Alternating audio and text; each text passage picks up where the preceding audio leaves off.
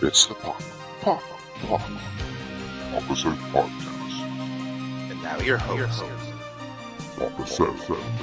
Good morning, good evening, wherever you may be coming from and wherever you may be going to. We wish you safe journeys and safe passage and welcome you to the Papa South Podcast.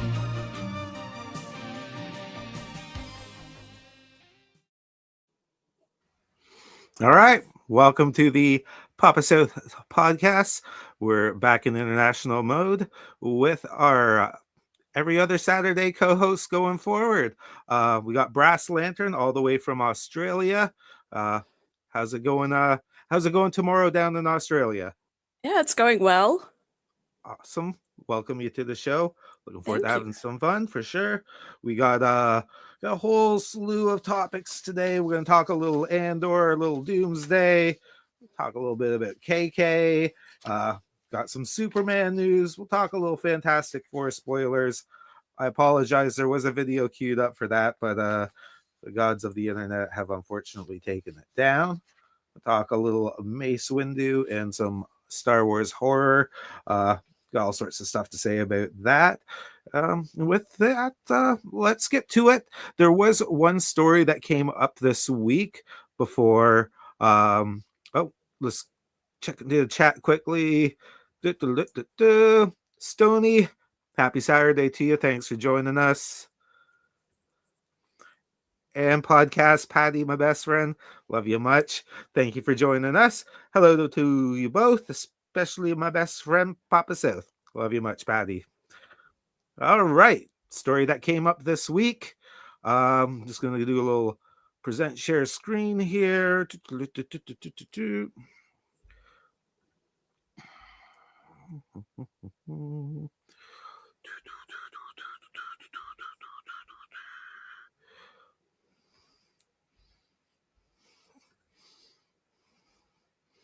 Here we go. Jeremy Renner out as Hawkeye. MCU Direct reports Jeremy Renner has revealed that he turned down Hawkeye Season 2 after being offered half of his salary as Season 1. I'm sorry. Why do you think I'm the only half the Jeremy Renner? Because I got ran over. Definitely disheartening news. None of us want to hear that. Well, I hope none of us want to hear that anyways. Maybe he had half the role. Maybe half the role, for sure. Half a second there. So, yeah, Jeremy Renner, at least for now, out as Hawkeye. Clint Barton, out. Oh, Brass Lantern, how you feeling about that? Well, didn't they swap him for a woman? They did swap him out. Well, at least introduce Well, for Kate Bishop.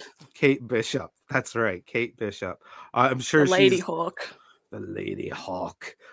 I'm definitely sure she's going to be, taking the lead. But how you feeling about Renner being out? Sad, really. I liked him as Hawkeye. Ditto. I felt, Yeah. out of all the characters in the MCU, he was the one I bought into the most. Yeah, most relatable. Agreed, 100%. That's what I was looking for. He's kind of like your everyday man. Really, other than his impeccable bullseyeing prowess, wasn't anything other than that too special.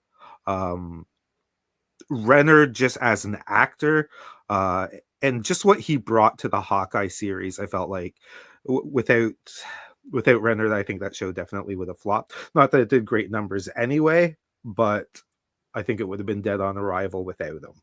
It was very Christmassy. It was, if I remember correctly. Yeah, it was set during Christmas. A little bit of a Die Hard feeling to it. Best Christmas movie ever. It's up there. It's definitely up there. Most people forget I Come in Peace with Dolph Lundgren was also a Christmas movie. Just for any of you super nerds out there. Yeah, definitely not news I wanted to hear. Do you think Kate Bishop can carry a Season 2 by herself? No. Just straight up no. Straight up no? I think it would be really boring. Agreed. I didn't find her character all too charismatic at all. Yeah. Absolutely. So, big mistake or not a mistake for Disney? I would have liked to have seen Hawkeye again. 100%. 100%. I do feel this is a big mistake. We touched on this on the Neon TARDIS podcast earlier. If you get a chance, definitely check out our page. Check out his page as well. That'll be on there. I feel the MCU had a lot of good faith banked with the fandom with Jeremy Renner, especially the story. Everybody loved the story. Not that they loved the tragedy, but they loved the comeback. Like, here's a guy that was, you know, written off for dead for all intents and purposes. And he made quite the comeback. Everybody got behind it. And I feel just like, putting him off to the side now, probably one of the worst of mistakes they could make for that show anyways, and lost a lot of good faith with the fandom yourself. How you feeling about that, Lantern? Oh, I'm just wondering what capacity they would have put him in if they did. Capacity. So, for Like, what would his character be doing? in season 2? Yeah. Well, he's made a full recovery, right? So I don't see him not being able to do anything he couldn't before in anything Yeah, fair that enough. might be limited. Stuntman, CGI. You need the close up for the arrow shots and obviously any dialogue. But I feel at least that he still could have participated in that show, and or like future MCU films going Yeah, forward. definitely. Do you think there's a possibility of a deal being reached before Hawkeye season 2? Do you think there'll be enough fandom backlash? Yeah, there might be negotiations going on in the background. Maybe they're trying to get him some more money, but I don't know. It doesn't seem like it. Agreed. I don't think it seems like it. I'm definitely hoping. Not that I'm a Snyderverse person, but obviously there have been some fan movements to help move things along. But I'll tend to agree that they will not be bringing him back. Do you think they just go straight up Kate Bishop going forward, or do you think they recast? I've heard rumors of Hawkeye's brother, I believe it is, coming in for season 2. Or do you think maybe that'd be unwise, yeah, in my opinion. I don't think they should recast or try and swap out Hawkeye for anyone else. It's Jeremy Renner. absolutely, yeah. Big Renner fan. Again, too, if they were to be bringing in Hawkeye's brother into season 2, you would hopefully want to have a little bit of that family dynamic there, but I couldn't even think of a recast off the top of my head. So No. just sad. So Andor season 2, would we say we're in agreement?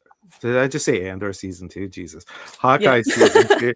We'll get to Andor. Hawkeye season 2, dead on arrival. It really depends on what they do with it. It could be interesting. I'll still watch it.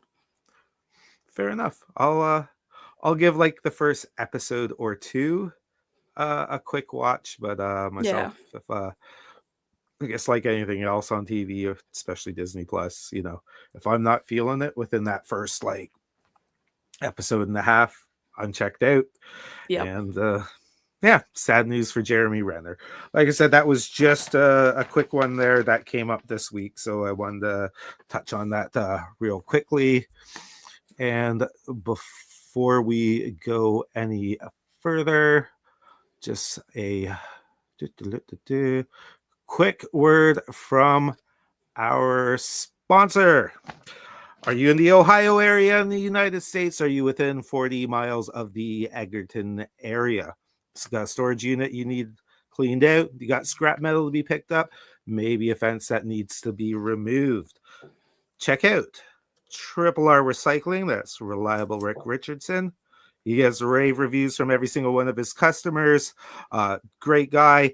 Does just works really, really hard. So if you do need any of those things to be done, like I said, storage clear out, taking down the fence, scrap metal pickup, check out junk_man4060 at yahoo.com. That's junk_man4060 at yahoo.com. Links are in the descriptions in the video.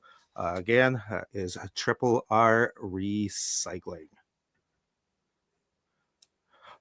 And speaking of links in the descriptions below, if you like what you hear today, of course, links to all the Team South members, Podcast Patti, Technotions, who's our producer, Technotions sound editing. We got the Resonator, who does the music. We got our newest team member, Brass Lantern, links to X and Instagram in the descriptions. And of course, the Papa South at _Team South. And yeah, so moving on, let's talk a little Andor. I hope this comes up. I don't know how much of this you're going to be able to see, so I'm going to, maybe talk my way a little bit through it.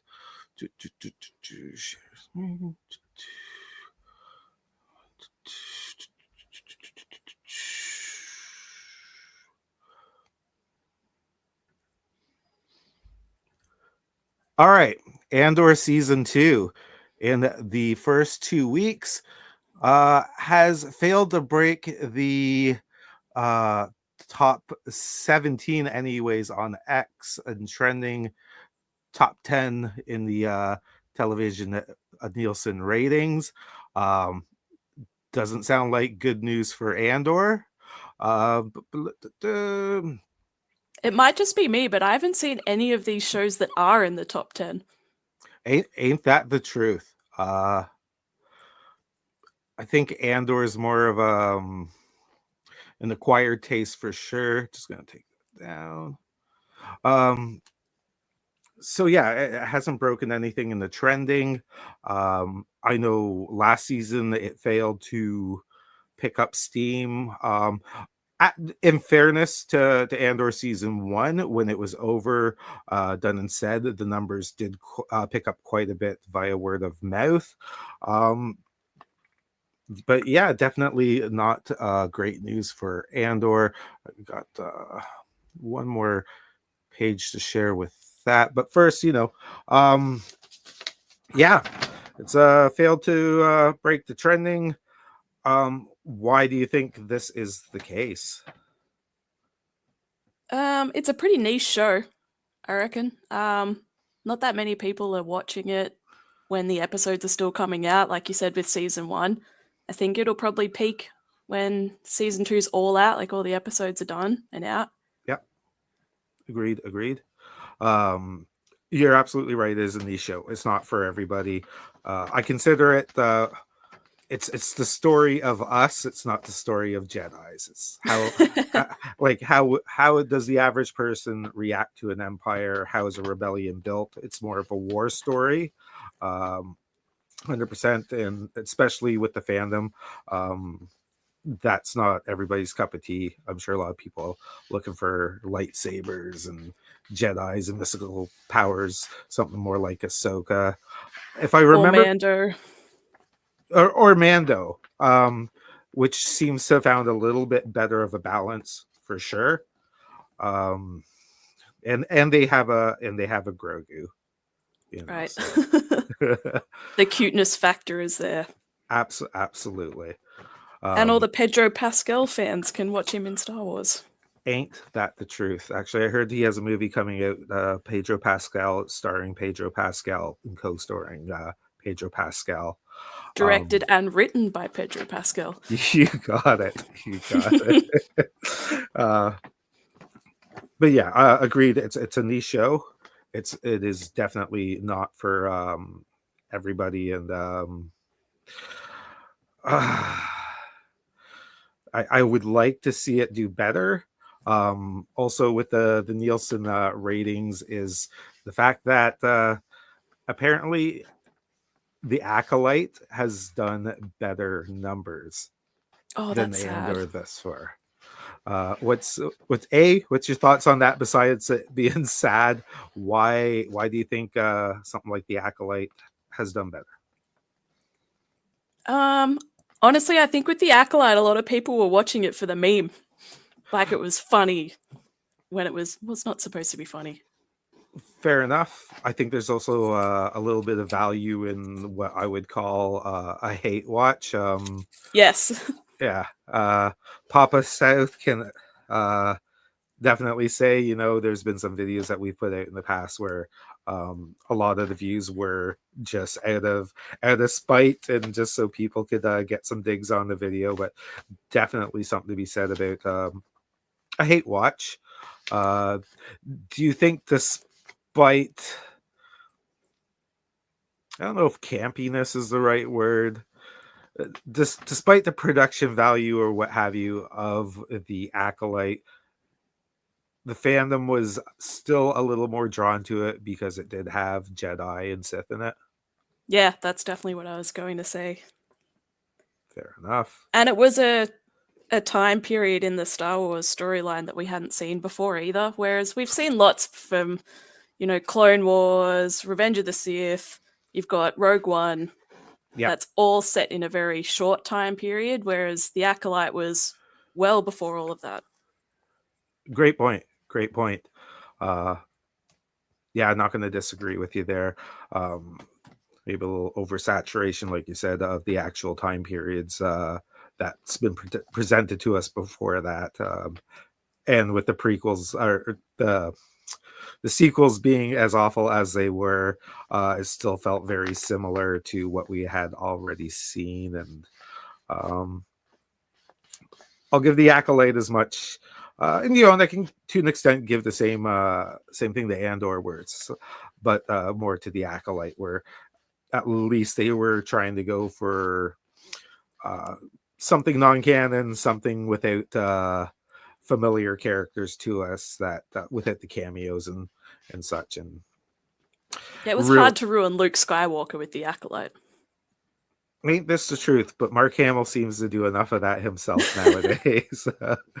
Completely unrelated, but Papa South checked out on Mark Hamill a long time ago and tried my dang best to get blocked by him on X, but I guess he still hasn't done it. No, I'm gonna have to try so much harder.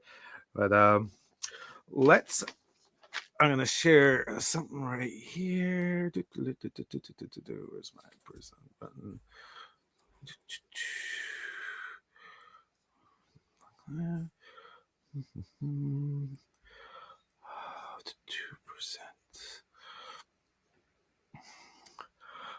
This one I definitely have to ask about.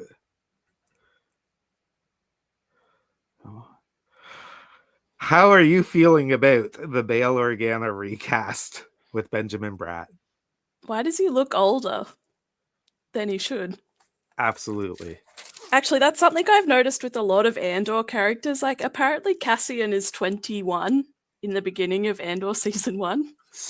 Now that I didn't know. That's wow.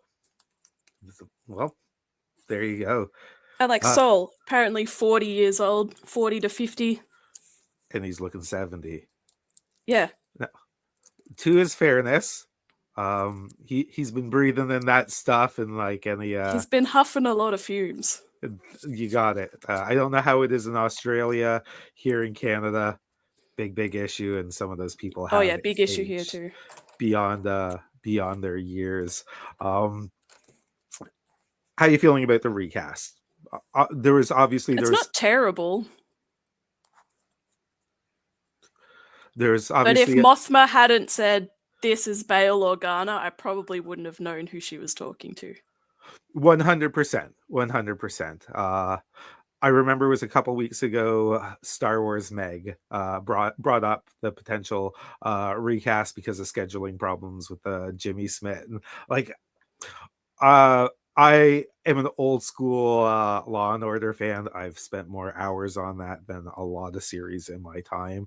That's where I was introduced to Benjamin Bratt. It's not that I feel like he's a bad actor, but just a lot of inside jokes between friends and such about him. And when I heard the news initially, I was just like, it can't be. And the scene when Mom Mothma and her husband are going to the party and they're walking up, and I just hear her say, "Bail or get." I knew it. I felt They it. had to name drop him so you knew who she was talking to. Exactly.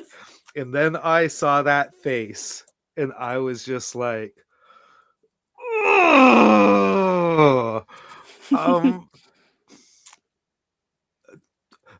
for the brief cameo, how did you feel his performance was? Oh, it was very brief. What was 5 or 10 seconds on screen? Yeah. Did you buy into it? Yeah, it was believable. Fair enough. Yeah, I'll be honest. I thought he did okay. I'll tell you what I'm not liking. I'm not sure if you can even see my mouse there, but the little neck collar piece there. And I was Oh just yeah, like, he looks like a priest. he He does look like a priest. looks, "Forgive me, Father, for I have sinned," and took the cast of Law and Order, and threw it into Star Wars. I'll be honest, I don't think he did horribly bad. Um, I see a lot online about people saying, "Well, at least they cast someone who looked a lot like Jimmy Smith." I don't know, I Clark. wouldn't say a lot. Yeah. Um, does he fit the role? If they're going to keep his segments, because apparently he's showing up next week. Apparently, this is a shot from next week. If they keep it to a bare minimum, uh, I think it'll be all right. But anything over that, hmm, I think Jimmy Smith's the far superior actor.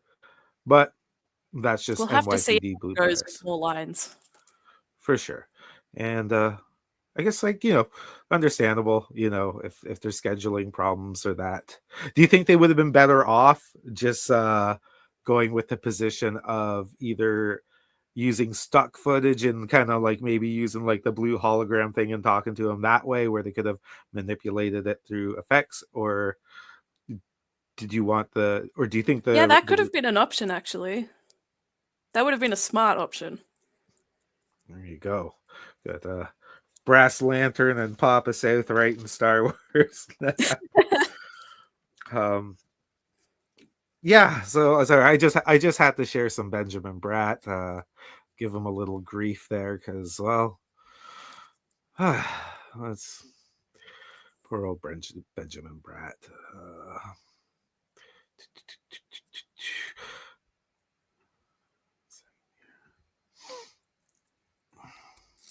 I will say, though, the costumes in season 2 are really good, just like in season 1. Agreed. 100% agreed. And to be honest, minus a little priest collar, I am digging this outfit there.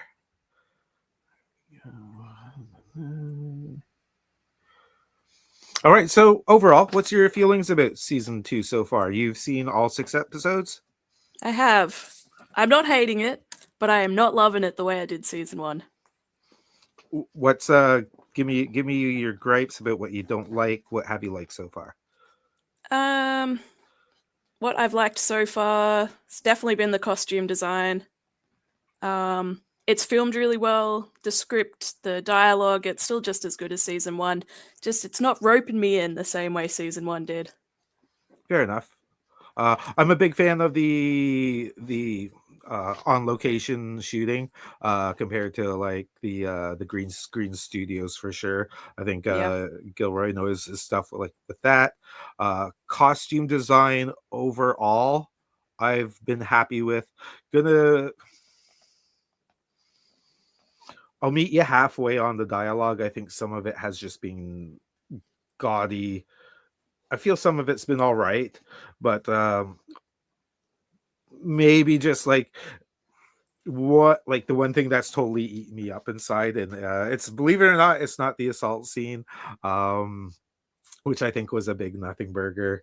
The Cyril and Deidre meeting with his mom. That was That hard to watch. agree. Yeah, it was. I just I hate when people say like that doesn't have a place in Star Wars, but man, that didn't have a place in Star Wars. I know there was articles about Tony Gilroy talking about, yeah, maybe one day they can try like a 3-camera sitcom, and I think that was like the test run for it, and I didn't laugh, I just cringed. It was, yeah, uncomfortable to watch. Absolutely. The massacre of, help me out with the name of the planet there that they're building up to. Oh, Gorman. Gorman. Thank you. Now, bear in mind, I was not someone to watch any of the Filoni-verse. I didn't watch Star Wars Clone Wars. I caught like a couple of episodes of it or whatever. To me, it just kind of felt like they were in Europe. There's nothing that really said, hey, I'm in a galaxy far, far away. I wasn't loving that. I know everybody's already... Cassian just looked like an Earth fashion designer when he was there as well. Ain't that the truth? Now, that said, I still think like he had some powerful dialogue in that when he was talking to the is it the leader's daughter, possibly? Yes, in the cafe. Kind of like telling her like, look, you're gonna blow this. This is what you're doing all wrong already. Get the people to stop following me. They're drawing too much attention here. I feel like he right now is still the strongest character in the show. I want your thoughts on a character that I know that you really, really have enjoyed in season 1. How are you feeling about Mon Mothra so far in season 2? She's improved from the beginning of the series. I mean, I didn't like the whole drawn out wedding sequence. And I don't feel like the music at the end of that episode really fit into the whole, this is Andor as a show. Yeah. And like, I'm back and forth on that. Andor season 1, the opening scene, he's in the techno kind of bar looking for his sister, right? And it kind of had that 80s synth wave kind of sound to that. And I know a lot of people weren't loving that. For me, I kind of felt like it fit where the wedding sequence for such a distinguished culture. I thought they would have had their own specialized music for the end of that. Yeah, agreed. It was like they gave the playlist to the young people, and they're like, "Yeah, let's put on this new music, and we can dance with Mom." and she was dancing. Kind of remind me of Matrix Revolutions when they all start dancing underground. Oh yeah. I understand like why Mon Mothra got drunk, and I get what they were trying to do. Her longtime friend, companion, whatever you want to call him, she knew he was going to be getting offed, and I get it. She probably feels responsible for that as well. Absolutely, right? So trying to drink and dance her guilt and sorrow away. And she's just pretty much sold her daughter for the rebellion. Do you think it would have been better off as a solo Mon Mothra, maybe in her dialogue, something like that in her office, rather than a drunken dance scene? Yeah, probably. But, they did it. With everyone else was having a good time from the look of it. So why shouldn't she, right? All right. So that being said, do you think any of the bad rating numbers is Star Wars fatigue, or do you feel it's more just because it is a niche kind of audience? I think it might be a bit of both. There hasn't been a Star Wars film in quite some time. Absolutely. How many years back are we now? Like, say about 10 years at least. Yeah, definitely. If not more. But yeah, also I think Andor's a pretty niche show. For sure. Now, we have gotten a lot of bad Star Wars TV in that time. I think most people would agree. Mando season 1 was great. Mando season 2 kind of started to fell off. Mando season 3 was just dismal. Obviously, Obi-Wan was a pretty disappointing. Book of Boba Fett, Acolyte. And yeah, I'm gonna say you're probably right with like there is definitely Star Wars fatigue, but also it being a niche show. I think it's Star Wars TV show fatigue because there is a lot. Like they had the Rebels animated series. They did like another season of Clone Wars. Yeah, this is true. What was your real quickly? What was your first introduction to Star Wars? Was it the original trilogy or was it the prequel trilogy? It was the prequel trilogy. I saw The Phantom Menace in the cinema with my dad. Nice. And then I got home, told him that was the greatest thing I'd ever seen, and then he put the original trilogy on VHS for me to watch. And I'm like, oh, this is so much better than what we just saw. Very nice. I don't think a lot of prequel fans can admit that. Myself, I believe it or not, I actually saw Empire in the theater as a little kid, but definitely, Nice. obviously, the original trilogy is what I was introduced to. Prequel series. I tried so hard. The first one, I used red lipstick on my face to dress up as Darth Maul, and I'll tell you, it took. Darth Maul was a cool character. He was. I know he's getting his own little show coming out again. Honestly, as he was a waste of a character. I wish they would have left him dead. Yeah, there's a lot of characters I wish they would have left dead. You know, the mystique with him could have. I don't know. I would have liked the legend to live on that way. Yeah. What would you like to see in the coming episodes? As we got 2 weeks left.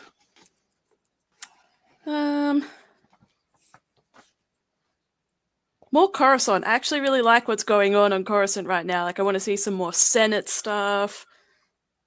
I would also really like to see, I doubt they'll do it, but a scene with the Emperor.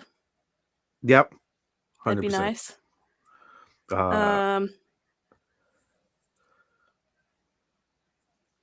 Well, Galen Erso. That's who I want to see.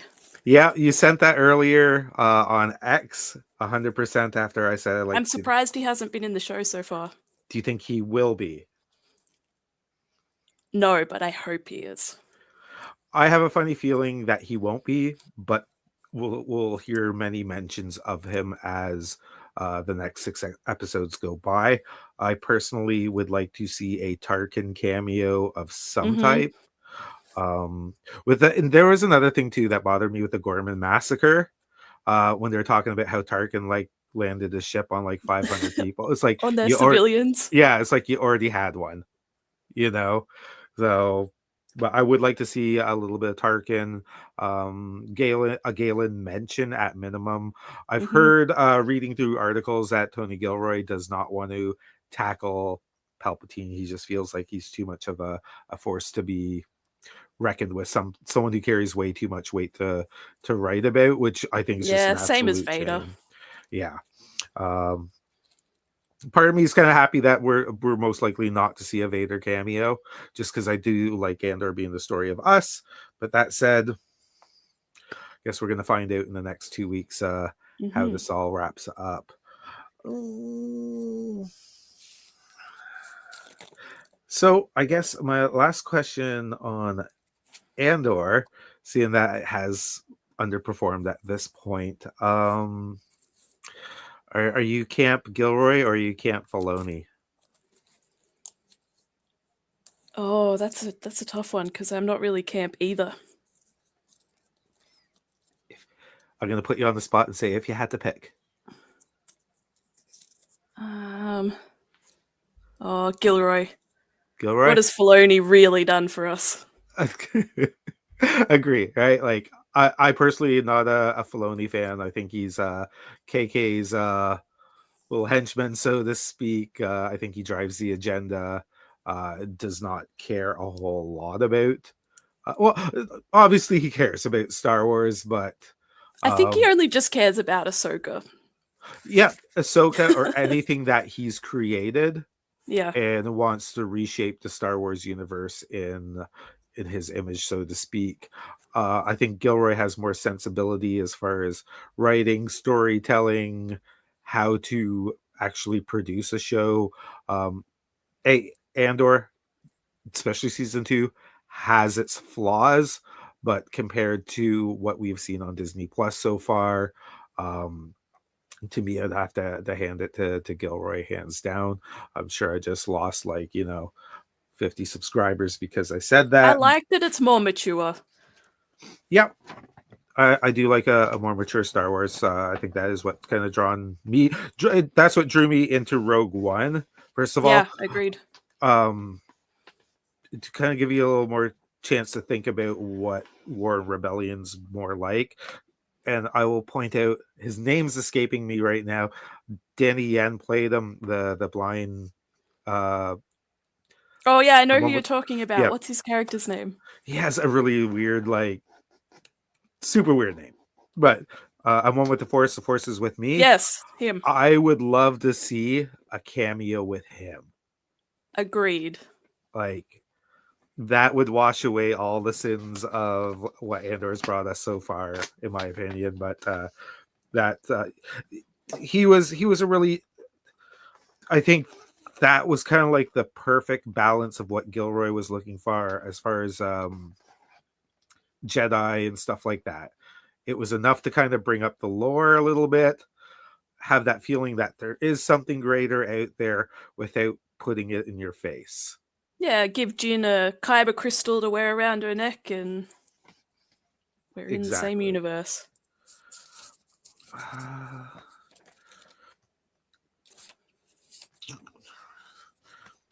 That said, Andor's down, and I just hoping for the best going forward with this show. We got six episodes left, and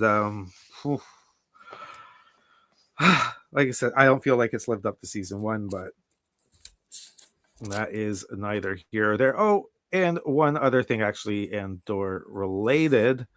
I'm gonna present screen.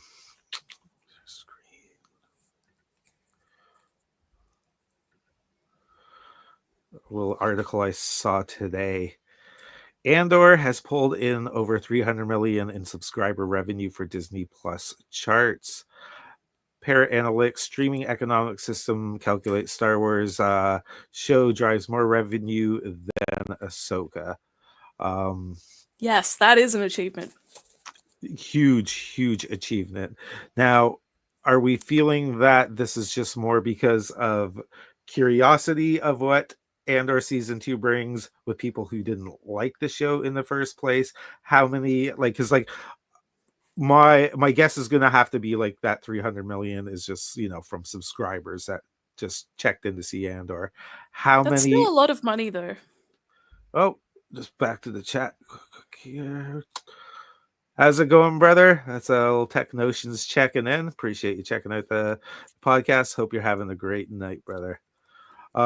Hey, 300 million is still a ton of cash. Now, not that Disney cares whether those people stay or not. I guess in the long term they do, obviously. How many of those people do you think of checked out?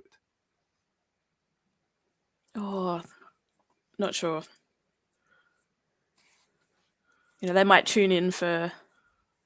That's about half the budget. Yeah. That's right. That up there. Mattuine, yeah. You are right. That's about... Do you know what? It's actually more than half the budget. If my memory serves me correct, this cost about $271 million to produce the show. You always got to add marketing on that. A lot of people say marketing can be anywhere from 50 to 100 million by the time they're done. So I guess another great question is, does the show even break even if that's the case at a $271 million budget plus advertising? I think Disney's past the point of trying to break even on these kind of projects. I know in this I will touch on a little bit later. I know their stock has dropped below $100 per share. Um, I think there's a certain point where they're going to have to start caring whether these actually start breaking even or not. But all right, so that's the show with Andor. And we are going to be moving on to Doomsday. After that, I'm just going to pull up a quick article here. This is one that has, I feel, in the MCU fandom, has brought a lot of fans to a lot of dismay. Besides Robert Downey Jr. being cast as Doctor Doom. I have a second here. All right. Scroll back to the top of the rumor. Avengers Doomsday script still not completed despite major filming update, which has now officially obviously started filming. And I got a little ad in the bottom. I'm going to try to click that away. Thank God that worked. Marvel Studios might be gearing up for for the cinematic release of the Thunderbolts behind the scenes. All the work starting to take place for Avengers Doomsday. Now that the cast has been officially confirmed, which was painful to watch, I did not watch the whole thing with It's a the chairs huge going. cast as well. It is, and remind me to touch base with you on that in just a bit there. Production is underway to set to be one of Marvel's biggest and most ambitious movies to date, directed by the Russo brothers. I guess it's all right to see them back. They did okay with the original Infinity War saga.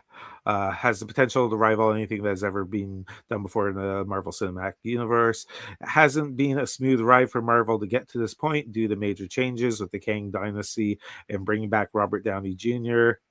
And those problems show no sign of slowing down. Just to touch base quickly, there was a story that came out earlier in the week. I don't have a link for it right now, where for Secret Wars, Robert Downey Jr. asked for $100 million. Apparently, Disney has said no to that, but Well, that's a lot of money just for Robert Downey Jr. That's like what, a third of the budget of the movie, at least. Like that's a ton of money to be asking for. And I guess like we'll see with the success or not success of Doomsday, whether he is actually worth that. Kevin Feige has confirmed that filming for Doomsday will begin, I guess, last week, April 28th in London, England. Go through this. Okay. I'm just going to pop off this for a second. So at the end of the day, what this article, the meat and potatoes of it, gets down to is the fact that they're going into Doomsday without a finished script. So it's problematic. So that's going to be my first question to you. How do you feel about the strategy going into Doomsday without a I understand doing like script changes while you're filming. I mean, I'm not a professional in the industry or any of that, but I'd assume that you would have a finished script at least to start filming a project. Absolutely. Absolutely. I don't think this is the best strategy that they do have going forward, especially with recent flops, Marvel's Ant-Man Quantumania, all which had some significant, and even to an extent, Multiverse of Madness. Multiverse of Madness, worst one I've seen in a long time. Agreed. I think that was a fatality of expectations and reshoots.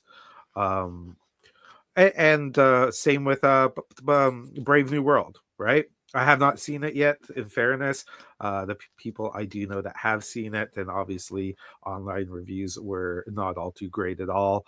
Um, but if you think of reshoots uh, as incomplete scripts in their own, especially when you're reshooting, well over half a movie for most of them, uh, I don't think this is a winning strategy at all.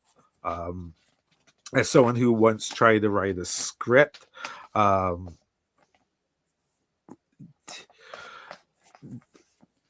I could never imagine going into a film not 100% completely prepared. To your point, Lantern, about there being changes on the fly sometimes, obviously. Uh, but going into a movie this big, with this many stakes, especially for Kevin Feige, right? I With don't this know. many actors as well. Absolutely. And glad you brought that back up.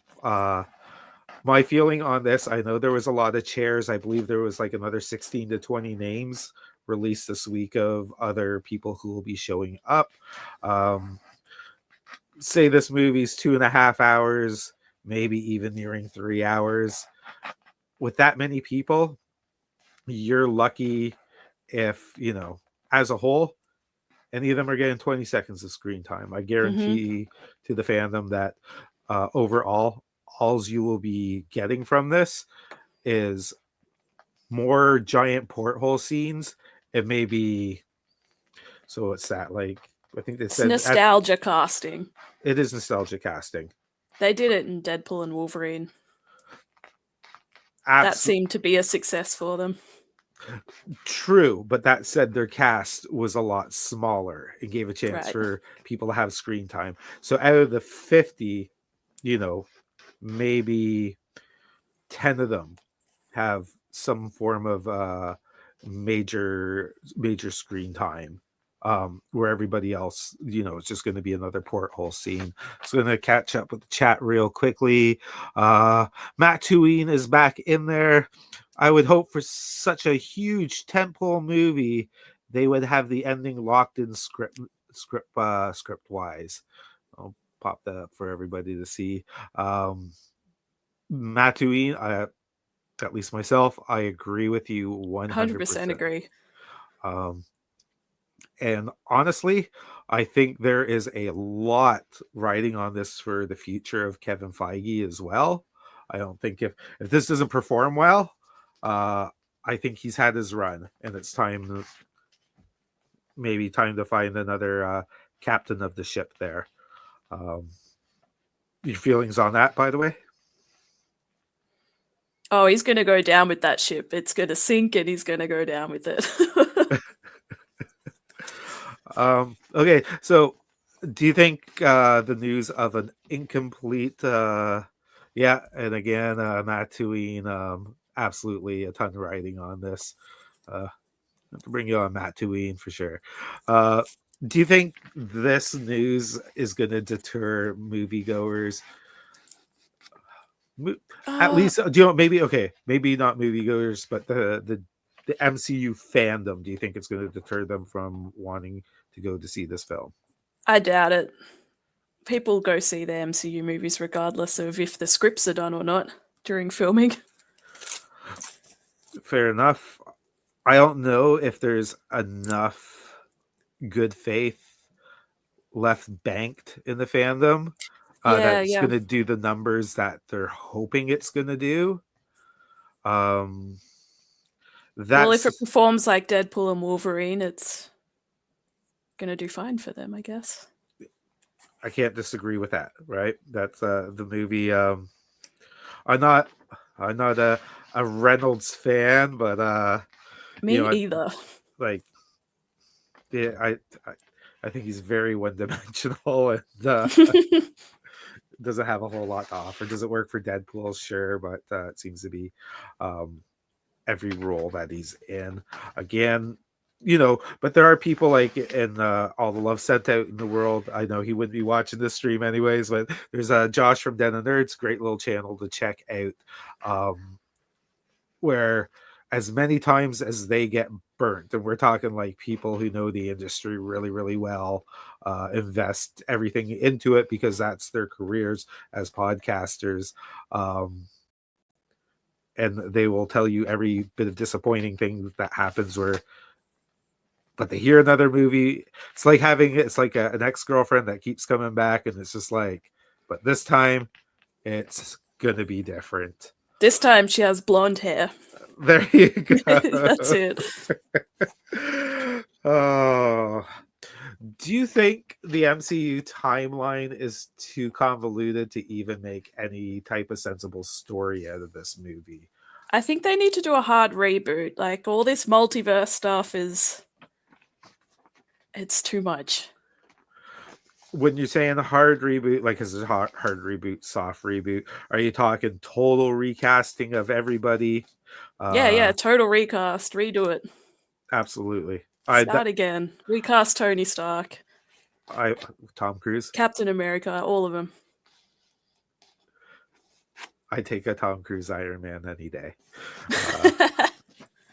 Hey, that could work. And for anybody that's hating on a Tom Cruise recast here, I'm going to tell you why you want Tom Cruise as Iron Man. If you're a fan of the Mission Impossible movies, besides the fact that he has like great work ethic, even if he's like in that case, he does all of his own stunts in that. There are some crazy stunts he does, and he's the only crazy son of a bitch that would probably build himself a real life Iron Man suit and actually fly the damn thing. Yeah, and test it on himself. Exactly. And I am definitely I'm definitely down to see Tom Cruise flying in some real Iron Man suits. So we already kind of touched base on do you think they would have been better off delaying the project until they had a full script? Yeah, of course. Versus at least have an ending written out. Well, they might only have the ending, and that's what they're working back from. Oh, that's an even tougher one. Do you know what? Something I never gave some thought to now that's just kind of bouncing around in my head. I think you actually might be right about that. Or they might actually be working from the conclusion and then trying to fill in backstory, and that's a dangerous little game in itself. It's kind of like telling a lie and then trying to figure out how you got to your lie in the end. I know you said I was going to ask, what would you like to see out of Doomsday? I agree, like a total hard reboot. Get back to some of the basics, not making stories so complex. I mean, technically they're doing that with the Fantastic Four, but it's recasting. This is true. That said, that other Fantastic Four movies obviously were under the banner of Fox, but you're right. In itself, that is a reboot, 100%, featuring, of course, our favorite guy, Pedro Pascal. I like you. I would like to see a total reboot of the franchise. Honestly, this would be like a wish for the DCU as well, and it's never going to happen. But I would prefer anthology stories, the many stories of Iron Man, the many stories of where you don't have to get into a little bit of connective tissue is nice, but when it gets so complex as it is, I think it loses something. Yeah, you shouldn't have to watch like 12 other movies and a TV series just to go out and watch a movie at the cinema. Yep. 10 comic books, 3 video games. Yep. Star Wars is getting that way as well. Star Wars has been that way for a very, very long time. But they also had all of the extended universe with the books and that was obviously, out since the original trilogy anyways. And they probably should have just kind of stuck to, which would have been the same kind of idea. Anthology stories, the many stories of, instead of just like, with loose connective tissue, instead of having something so convoluted. So I guess my final question on Doomsday: box office hit, or box office flop? Probably a flop. I don't think they're going to make their budget back if they, let's say, they don't have the script done. That's going to cost extra. Doing all the reshoots, all of Yeah, the actors they have lined up for this, they are not going to make the money back on it. agreed. Like I know there's merchandise sales and all that other stuff, but by the time you and top it off, you got to pay out theaters as well. This is where I think they should kind of do what the Japanese market does, anyways. Like with say with Toho and Godzilla, where they actually own the theaters, and I think that would also force the production companies to actually make good movies. But I think it's going to be a tough one for them to make their money back. I think you're going to see a lot of damaged careers after this one, and maybe Renner's getting out while the going's good. Yeah. But so let's talk about everybody's favorite lady, Miss. Oh, there she is right there. The Kathleen Kennedy smile. It's those cold, dead eyes. Cold dead eyes, and I've looked into those eyes many a time in my life, and that's about as cold as it gets. This is a really long article. Don't know how much of this I'm like actually gonna get into reading, but okay, since the posting of this article, it was brought to our attention that the new details providing below about Kathleen Kennedy's exit are incorrect. She will not be stepping down in August as previously reported. We apologize for the disturbance that this may have caused. We keep the original story as was posted, which includes a quote given by Kathleen Kennedy during Star Wars Celebration when asked about her exit, but stress that the August bit is not true. Kathleen Kennedy is leaving her post atop Lucasfilm this year. Matt Bellion reported via his Puck newsletter 2 months ago. Now Hollywood journalist Jeff Snyder, who is a trusted and reliable source for a lot of major podcasters out there, again, Den of Nerds. The blonde that says, well. Can't remember her name right now, but We've been teased with her exit so many times. Yeah, and that we have. The producer turned executive will be stepping down from the company this August, as opposed to the end of the year or even 2026, like some has predicted. Now, this article goes on and on and on. Let's just bring up those evil eyes one more time there. I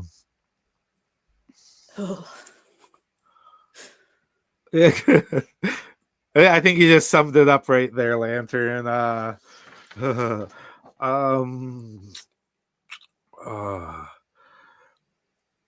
So I guess my two questions I'm going to pose to you right off the bat. I know I mentioned earlier with Disney stock plummeting under $100 a share. At some point, this it was well over like 500 a share at one point, and 100 is 100 for a lot of major companies is just not good. Is right now the right time for Kathleen Kennedy to step down, or do you think she should fulfill obligations until 2026? I think she should just retire. Go and enjoy your life outside of Disney. No more movies. Just retire. Work as a consultant. You've done enough. She has done enough. Now, she has been around since the prequel trilogy. Obviously, a lot of divided fandom on that. But I agree. She should step down. I don't think she's done much for the brand. Now, prequel trilogies, loyalists will probably, they're a funny little crew, right? Because they will tell you that was probably the best Star Wars ever.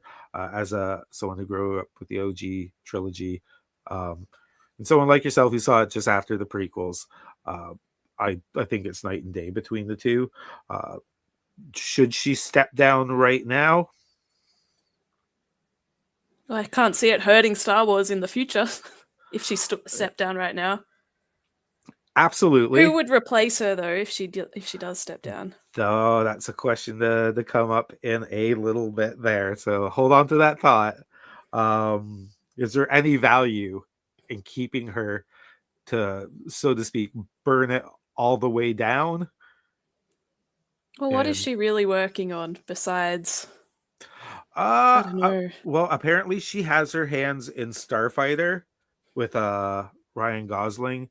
Like she's anything that is still to be coming out in the next year, let's say, she's producer of. Okay. And producer, you got a lot of responsibility as far as getting people together to get the talent, people to get together to get the money for these things. I like, don't get me wrong, I'm on the same page with you. I think it's time for both her and Kevin Feige to step down. Obviously, with a major project like Doomsday, Kevin Feige just can't step down in the middle of it. I Yeah. do think KK has ran her course, and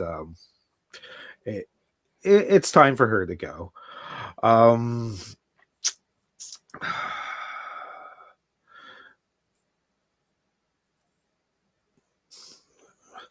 So if she doesn't step down, let's say until 2026, do you think that this will, I guess, affect the future content, the quality of future content going forward until then?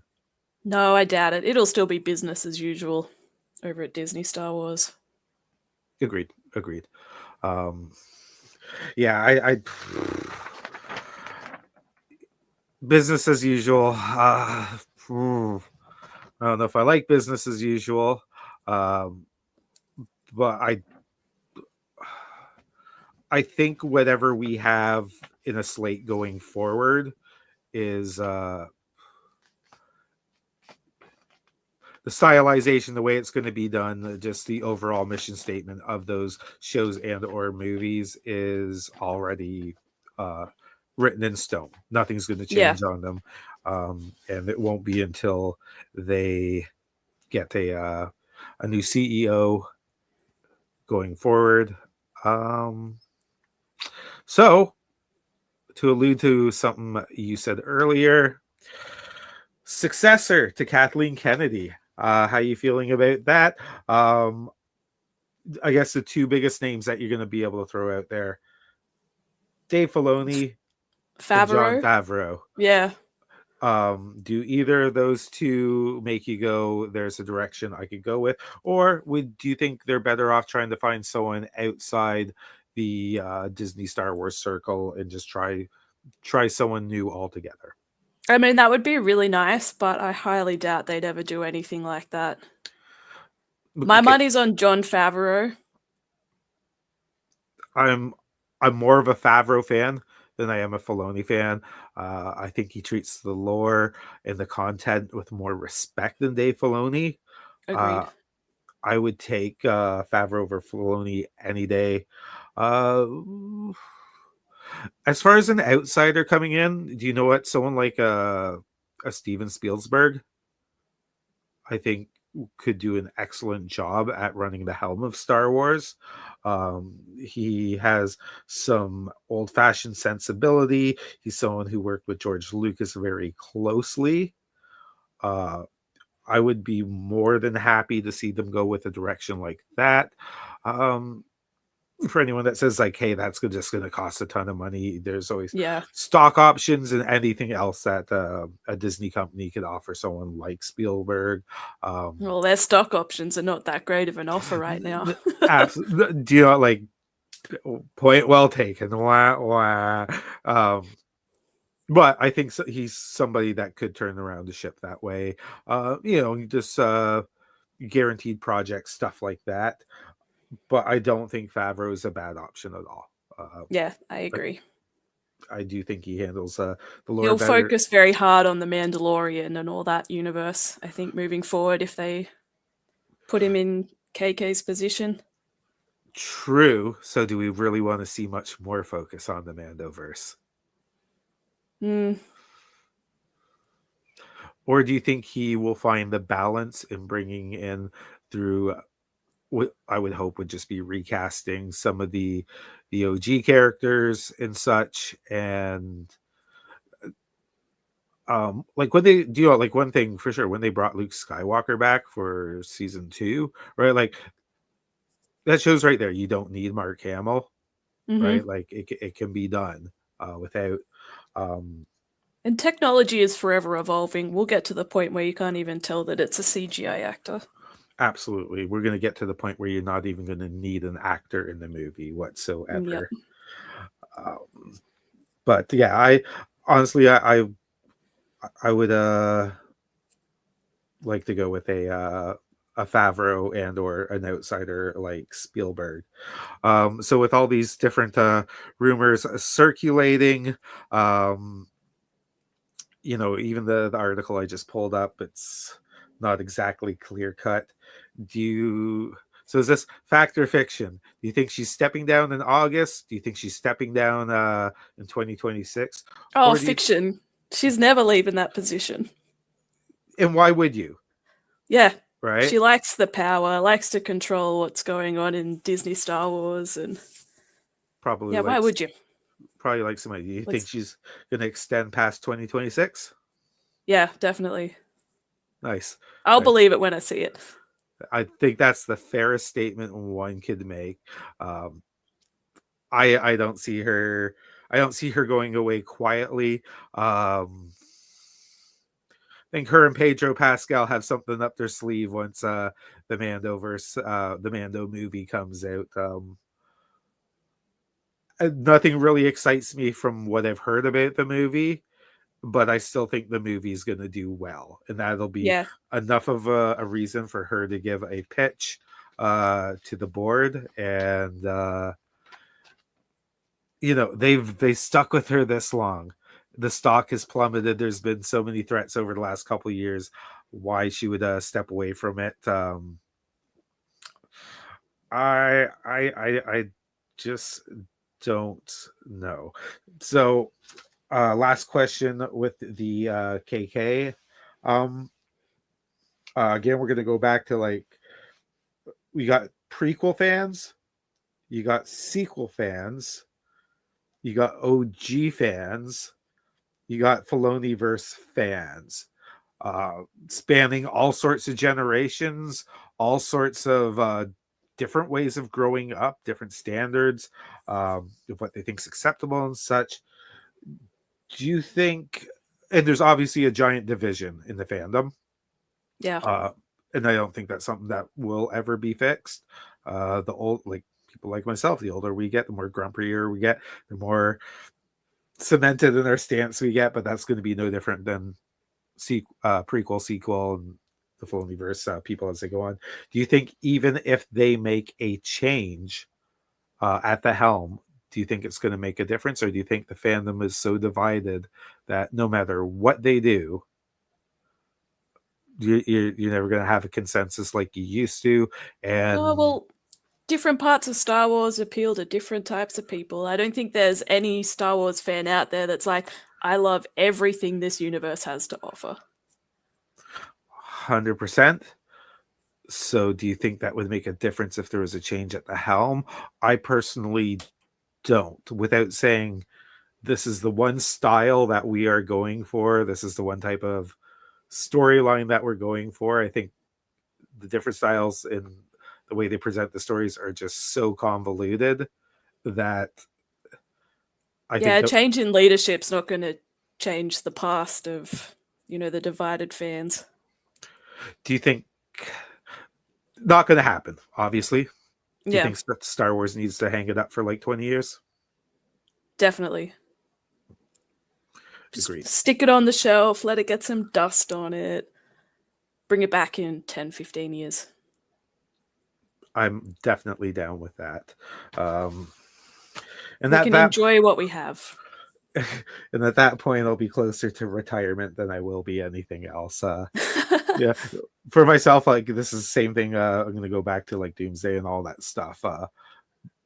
by the time Doomsday Secret Wars is done, by the time people are eventually recasted, because I think they're going to be keeping some of the original X-Men around for a while, so on and so on. It's just a joke I've made in some of my videos before. I'm going to be damn well near 55 at that point, and I'm going to be worried more about taking the regular poop than I am going to be worried about what's going on. Having your multivitamin in the morning. Exactly. Well, I guess we will see what comes out of a potential KK departure. I think me and Lantern are on the same page saying she ain't going anywhere anytime soon. That said, let's talk about something possibly not so super. We're gonna talk a little David Corn Sweat Superman, James Gunn Superman. Again, just and I think this is going to be a fact of life moving forward. There is definitely a divided fandom on this, on how they want to see it. I'm probably in the minority. One of the posts you see quite a bit on X is, "What's your biggest downgrade ever?" Not that I don't think he's a good guy. Not that I don't think he's a good actor. Honestly, I did not. In retrospect, I don't enjoy Henry Cavill's Superman, and he's got to be one of my biggest downgrades ever. Yeah, fair enough. He's easy on the eyes. I think that's why a lot of ladies tend to like his content. You know what? I'm not going to disagree with that. Not that I've been checking out Mr. Cavill, but I can definitely agree for the ladies out there. And in fairness, right? Everybody deserves a little eye candy. Obviously, all over X is a Sweeney for the guys. Don't get me wrong, I am not a Sweeney fan, but yeah, everyone deserves a little eye candy once in a while. All right. To be fair, though, I'm not a big like DC universe person anyway, so I've only seen Cavill and I can't remember which other Superman it was. Was it Routh in Smallville? No, Routh No? would have been the Superman. Superman Returns, I believe it was, with Kevin Spacey as Lex Luthor. Hits a bullet to the eye. He saves the plane. There's like a little super baby at the end of it. And I'll tell you, it's a long time ago. It's funny, for all like the Superman movies I've seen, and it's all of them, like where eventually him and Lois kind of get together, and I'm just like, how does he not kill her? And dude, if you know the physics and the mechanics, if he's having a kid, her head would have flown off halfway across the room when that moment happened. So we'll pop a South take on that. All right. Bizarre plot rumor points to super shit hate campaign and mutant monkeys. Are you excited? All right. So we've been hearing mixed reports about James Gunn's Superman since the first Intel test screenings took place. A number of rumored details about the movie have been met with skepticism, if not outright mockery, from fans of the iconic DC Comics hero. One aspect of the movie that seems to have proven to be most decisive among those who have seen it has seen the story structure.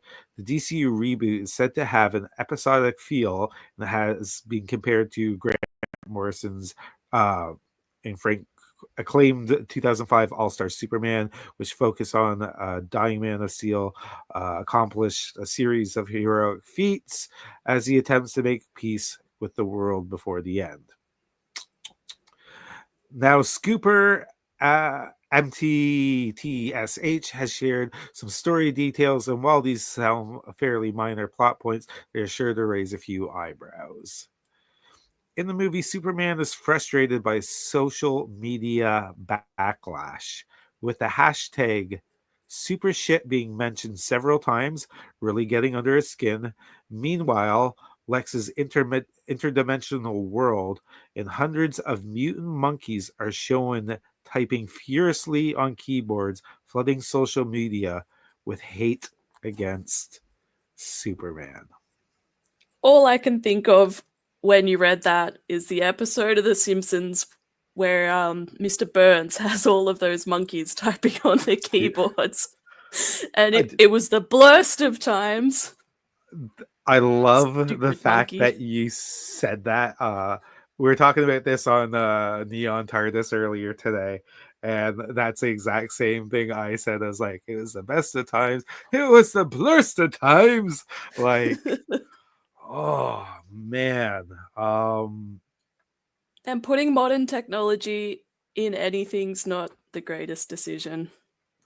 Yeah, no, Tags and I get that. Like, there's, I guess, a little bit of a balance of like, it's the world that we live in that you want slightly represented. I think it's something that could be alluded to. Uh, me, yeah, I'll just ask you this flat out. This is one of my questions I was thinking of asking. Is like, to put in this what I would consider a family movie. It's Superman. If there's any superhero, at least in the DCU, that rings family, it's Superman. Do you think, yeah. first of all, having the hashtag super shit show up in the movie multiple times is appropriate for this film? Well, if it's an M15 plus film, then yeah, that's fine. But if they're going to give it a lower rating than that, no. Fair enough. But yeah, I feel like it's for, 15 plus year olds, that's fine. Fair enough. Fair enough. I'm not loving super shit being in the movie, but I can give you that if it is for plus 15. I do think though that you're going to see a lot of parents, like, it's like kind of like that nightmare scenario where it's just like parents are like, oh, like normies, right, who don't kind of like read into this stuff, and the parents are going to take little Johnny, little Susie to the movie, and all of a sudden, like, all day they see super shit, and then they're driving home, and that long drive home, that kid's saying super shit all the way home. And just based on other streamers, scoopers I listen to, like, do you think that in the Mutant Monkeys is fact or fiction? Well, I hope the mutant monkeys are fact. I would love to see this. Especially coming from James Gunn. He's really good at writing that kind of slapstick humor. I love the way you think, but Lantern. Not in a Superman movie. No, rather in something else. Yeah. So I can't. I'm just thinking it's going to be Guardians of the Galaxy style. I think that's a lot of people are thinking, where there's might be a little too much funny haha for their liking. So based on scoopers and or streamers that I watch, I can't say 100% confirmed, but I'm gonna say, like, in my heart, I'm feeling like this is confirmed. I've heard everything from now these mutant monkeys to Lex Luthor will be putting his ex-girlfriends into the Phantom Zone. Stuff like that. So, and that one in particular seems to be confirmed. So if you're putting ex-girlfriends in Phantom Zone, and Jimmy Olsen sexting as well, which I'll ask about in a bit. I feel like we are going to get some mutant monkeys, and maybe this is James Gunn's way of just trying to, I don't know, like, put his mark on the Superman movie, I guess. And kind of like same with Crypto and that. You're trying to go back to the Silver Age where mutant monkeys wouldn't have been such a big deal, and he feels like he can pull it off in. Don't get me wrong, I think that's going to take away from Nicholas Holt's Lex Luthor character, but It will be funny to see if they do it. I hope so. As long as they get the people who did like the Planet of the Apes movies, I'd be I'd be down for that. So, where's your hype for this movie? As I said earlier, I'm not really like a big DC gal. I haven't watched much of the DCU actually. Last DCU I watched was, I guess, obviously Snyderverse stuff. Was I not a fan of the Snyderverse? I just lost another 50 subscribers. I get that, but yeah, yeah, I wasn't a fan of the Snyderverse, nor was I a fan of the Snyder Cut. I thought it was like an extra 3 hours of like there's an extra 20 minutes of Ben Affleck climbing the hill. I don't think it really brought a whole lot to the movie.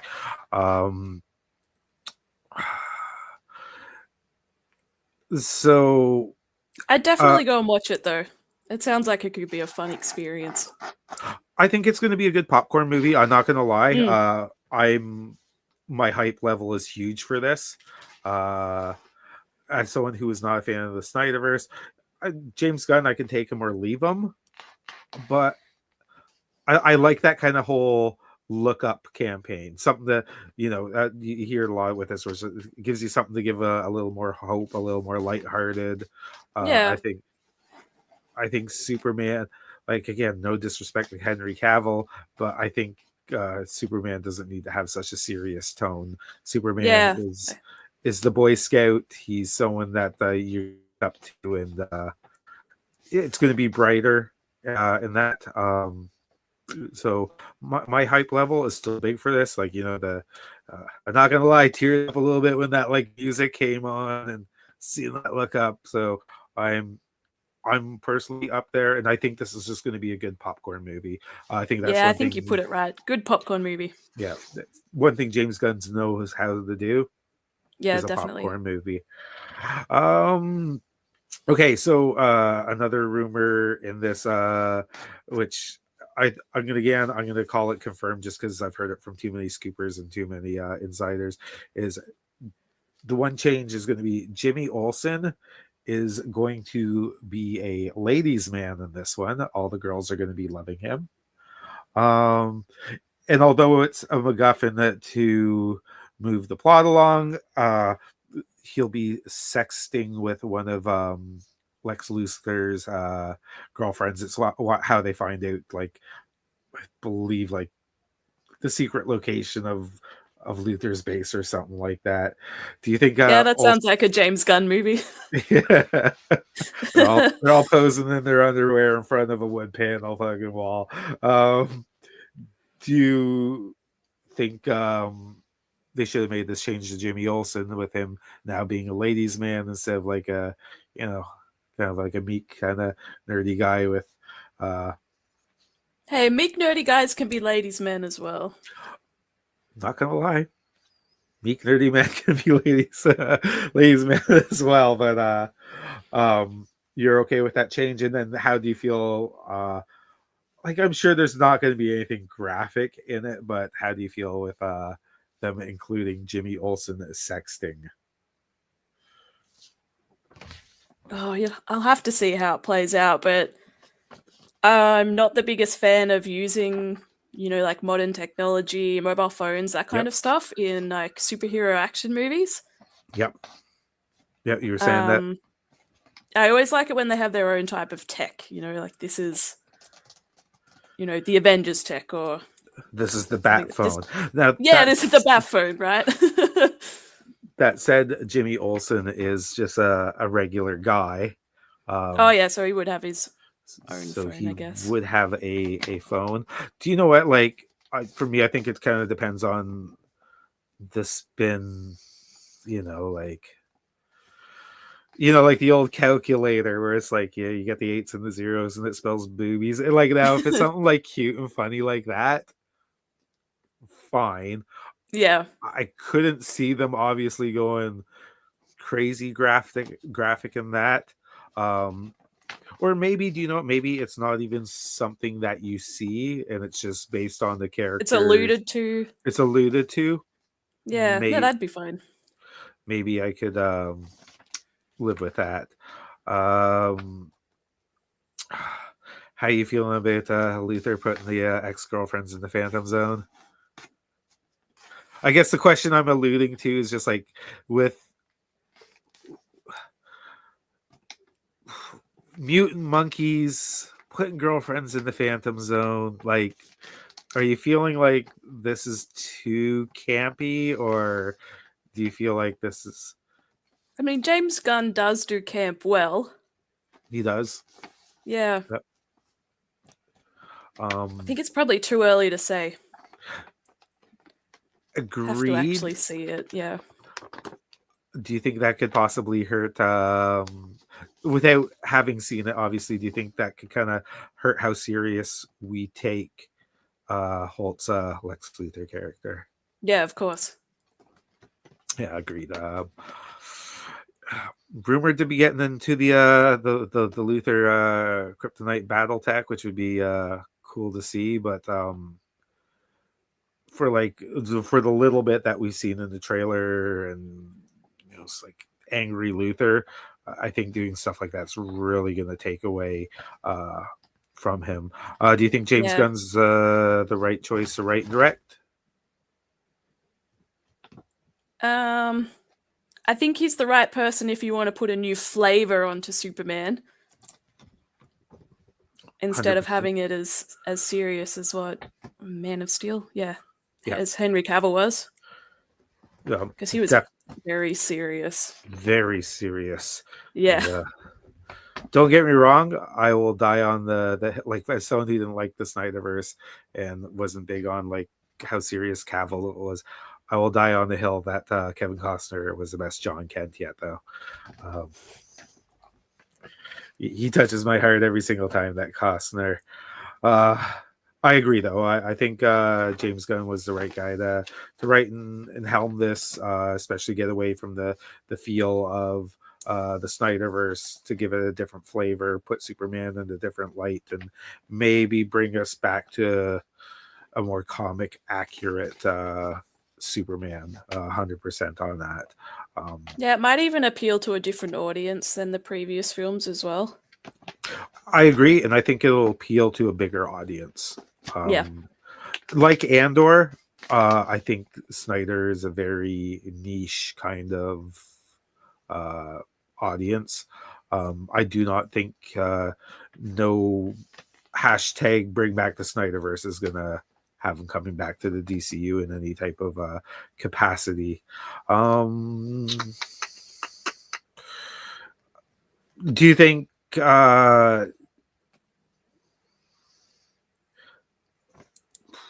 okay, I'll ask you two first. Okay, what do you want to see?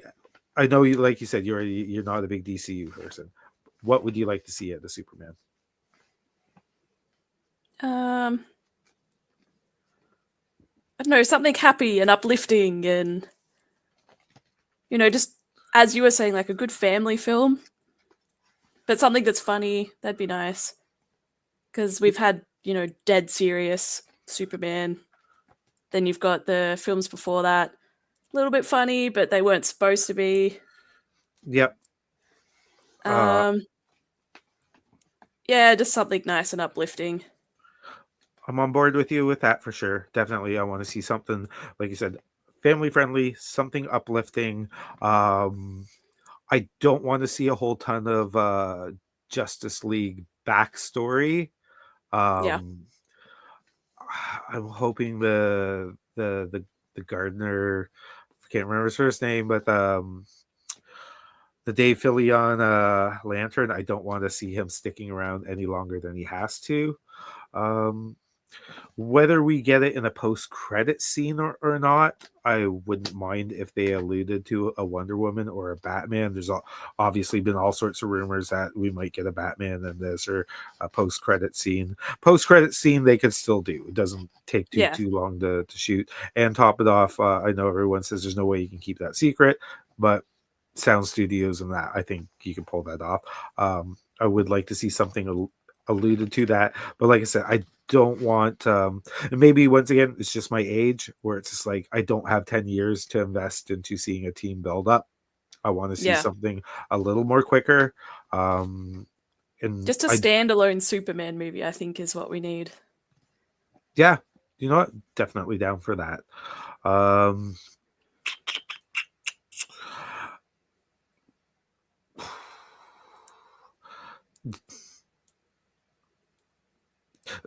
do you think these decisions, Mutant Monkeys, Olsen sexting, hashtag super shit, do you think these are things that will hurt the film and then further hurt future projects, Supergirl and Lanterns? Oh, I think it depends on how they do it. Yeah, fair enough. Um, Because it could make a lot of good memes. absolutely. Not going to disagree with that. And that's its own type of advertising these days. You're 100% right. A couple of the podcasts that I've been on where it's just like I say, like, sometimes it doesn't matter if it's good publicity or bad publicity.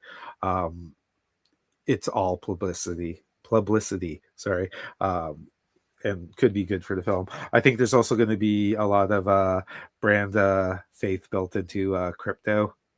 I think he's going to have a big effect on how moviegoers feel about the movie.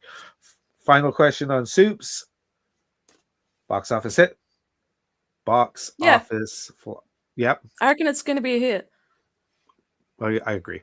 I think it's going to make its money. I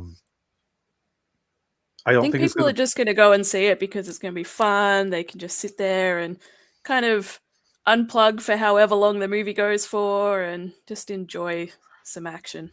Enjoy some popcorn. Yeah. Yeah, exactly. Yeah, I agree. I think it's going to do well that way. Do I think it's going to break records? No. Do I think it's going to break 1 billion? No, I think it'll be close, though. I think it'll be close. And, summertime is perfect time. Kids are out of school. So I agree. Box office hit. That said, let's talk about something fantastic. Or maybe not. Let's talk a little Fantastic Four spoilers. Unfortunately, I had a video that was queued up again. The powers that be on YouTube had pulled that down. So first up, I'm just gonna share a couple of images here.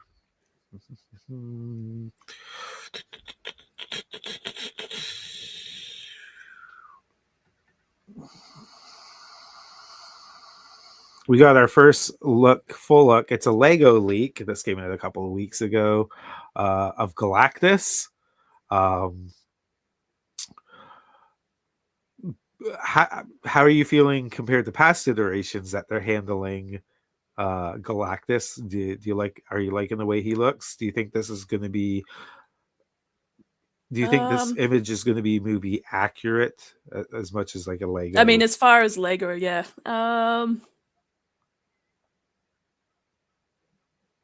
I don't even know who's playing Galactus at this point. If I remember, I could have swore it hurts me to say, but as far as I remember, it's Antonio Banderas. Okay. That's probably the best response anyone could give is just like, right. Right. Antonio Banderas. That's definitely a choice. Yeah.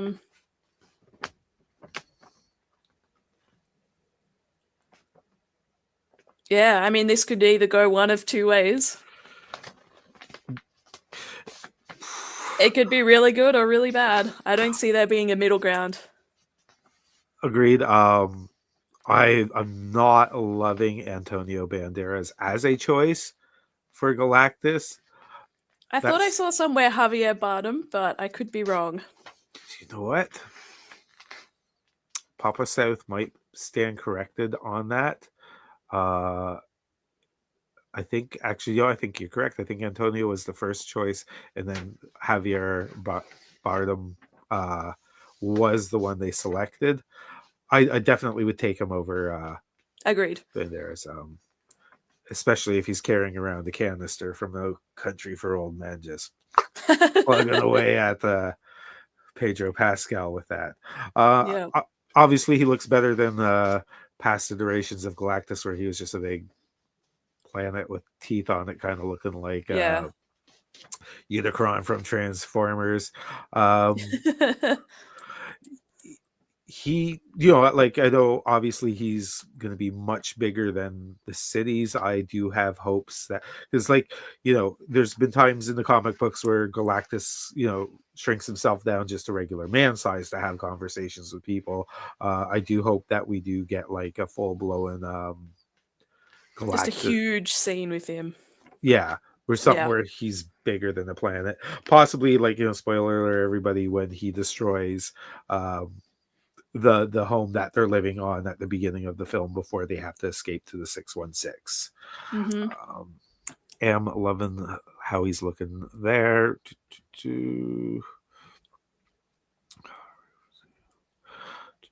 But another multiverse film.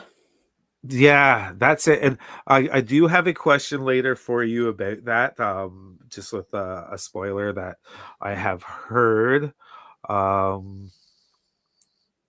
Yeah, another multiverse film. And of course, the one image everybody talked about when the trailer dropped. How are you feeling about female T-1000? The T-1000. I don't hate it, but there was nothing stopping them from using the original Silver Surfer. Yeah, nothing from them stopping them from using him. I'm going to be on the other side of the aisle from you on that one. I absolutely hate it.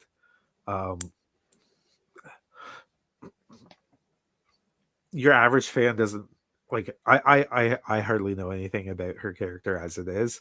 And I think, me either, and I've read a good amount of Fantastic Four comics, and there are some good ones out there. Yeah. I don't think your average fan knows who this is, so I don't think it does anything to help the brand recognition or anything like that. And I'll be honest, like, unless this is like unfinished CGI, which I don't think they'd put into such a major trailer, I don't like the design.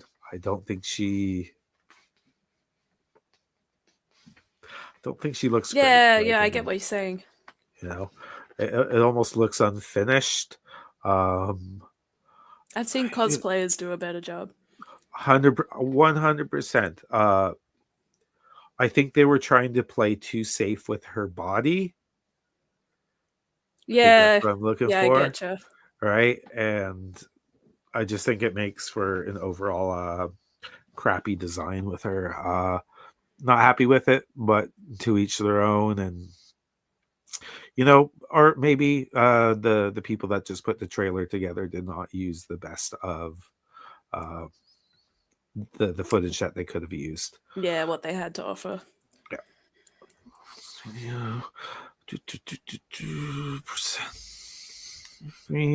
And let's talk a little bit about the ma'am. Oh, looks like I lost that article there. They must have known I was going to read it. And oh wait, here we go. Vanessa Kirby confirms Fantastic Four first steps, explores gender politics with Sue Storm. Why though?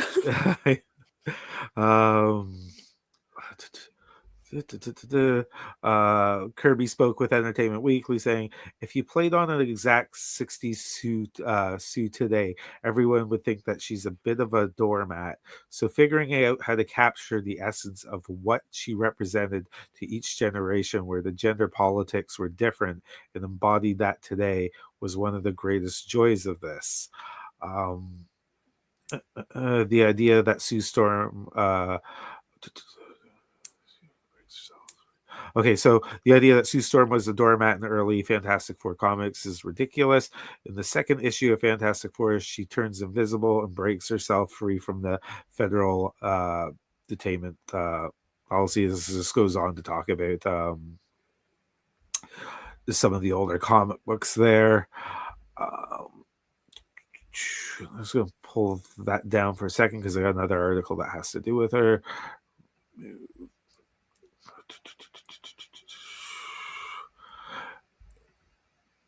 Don't get me wrong, I don't think she's a bad casting choice for her. Yeah, no, I agree with you there. She actually looks like Sue Storm. Screen.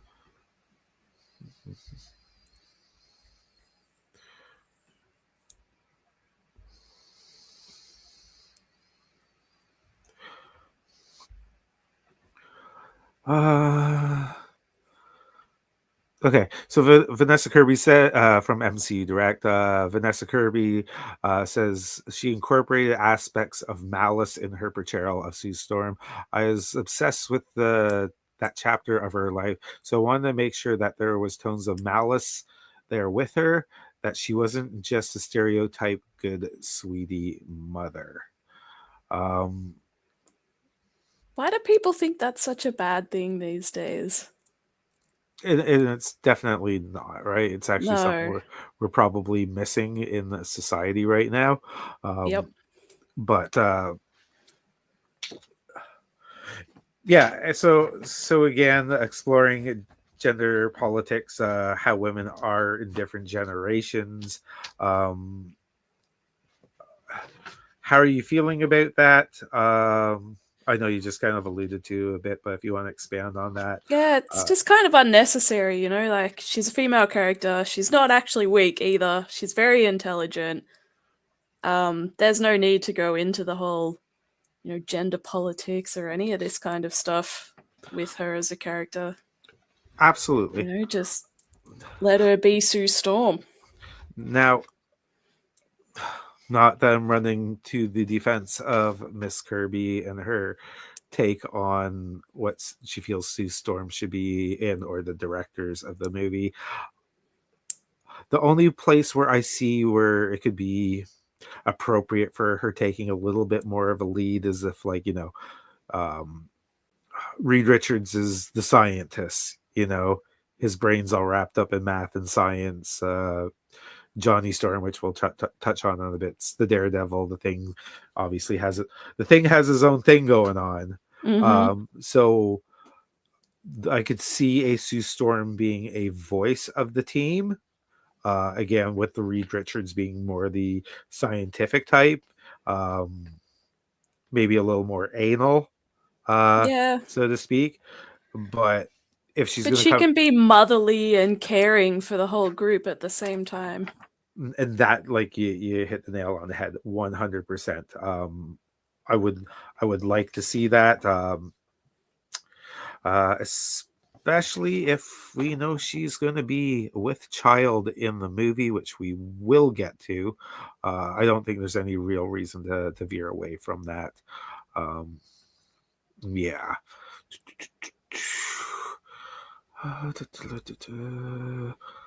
Might have to blow through some of this quickly because of some StreamYard restrictions in that. But share screen.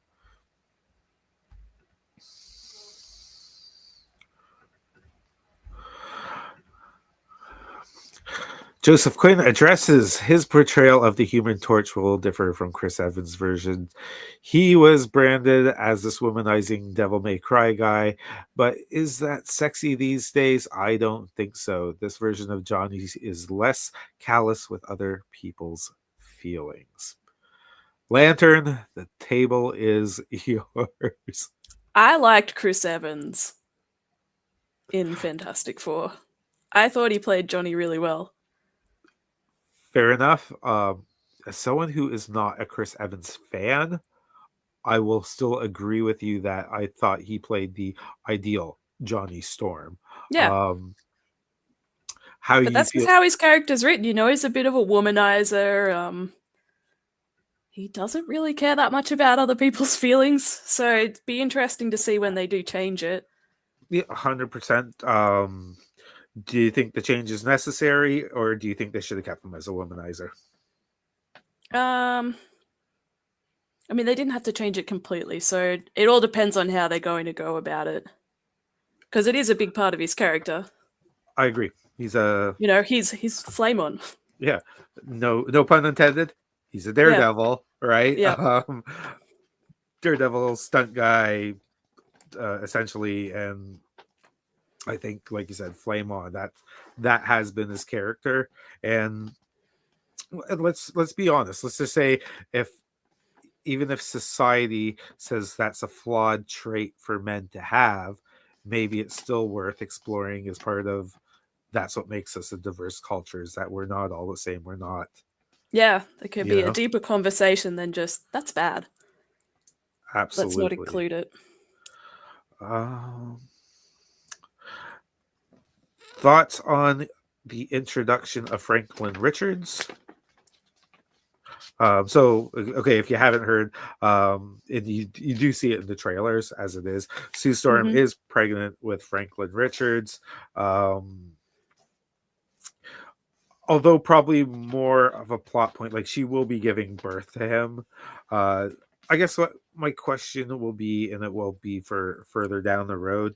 Do you think the introduction of Franklin Richards, apparently that's what Galactus is after this whole time. Do you think Okay. he's too much of a OP overpowered character to be introducing into Oh, yeah. Doomsday? This early on as well, if it's in the same movie that they're trying to reboot the whole Fantastic Four in, I think they should probably be working on, you know, character establishment, where they're going with Galactus, and then if they do another movie after that is when they introduce this whole storyline. Because it's a lot to pack into one movie. Yeah, 100%. Will not disagree with you on that. Me, I think a Marvel overall has an OP problem where you have these OP characters where you know you got your one of the Maximovs, you got your uh, Miss Marvels, you got Jean your Grey. Jean Grey, and obviously Franklin Richards being the most OP out of them all. Yeah. Um, like these are people that could, we wouldn't even have like a phase 2, 3, 4, 5, and 6 when these are the type of people that can just Yeah, there'd be no point of any Avengers and if these then characters existed. to dull them down, I don't think does any type of service to the character and No. will only grow to anger, especially like hardcore Fantastic Four fans. I'm not saying you're hardcore, but like you've alluded to, you do read a lot of their material or have. Um, I'm a big X-Men fan. Love me some X-Men. X-Men. Been a while since I've read me some X-Men, but definitely in my teen years, I was definitely all about the X-Men, Gambit in particularly. Yeah, Uh, Gambit's great. yeah, had his first issue when he used to shoot green lasers out of his eyes to charge his stuff instead of just holding cards. Um, so, uh, do, do, do, do, do. The clip I was going to show from the Thunderbolts. Spoiler alerts for anybody out there watching. We do have some out there.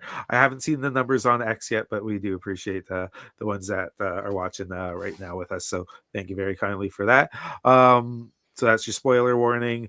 So obviously, at the end of the Thunderbolts in one of the post-credit scenes, they see a ship come into orbit.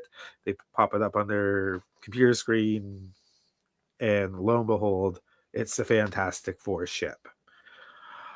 When this ship is Sue Storm gives birth to Franklin Richards in this Fantastic Four movie.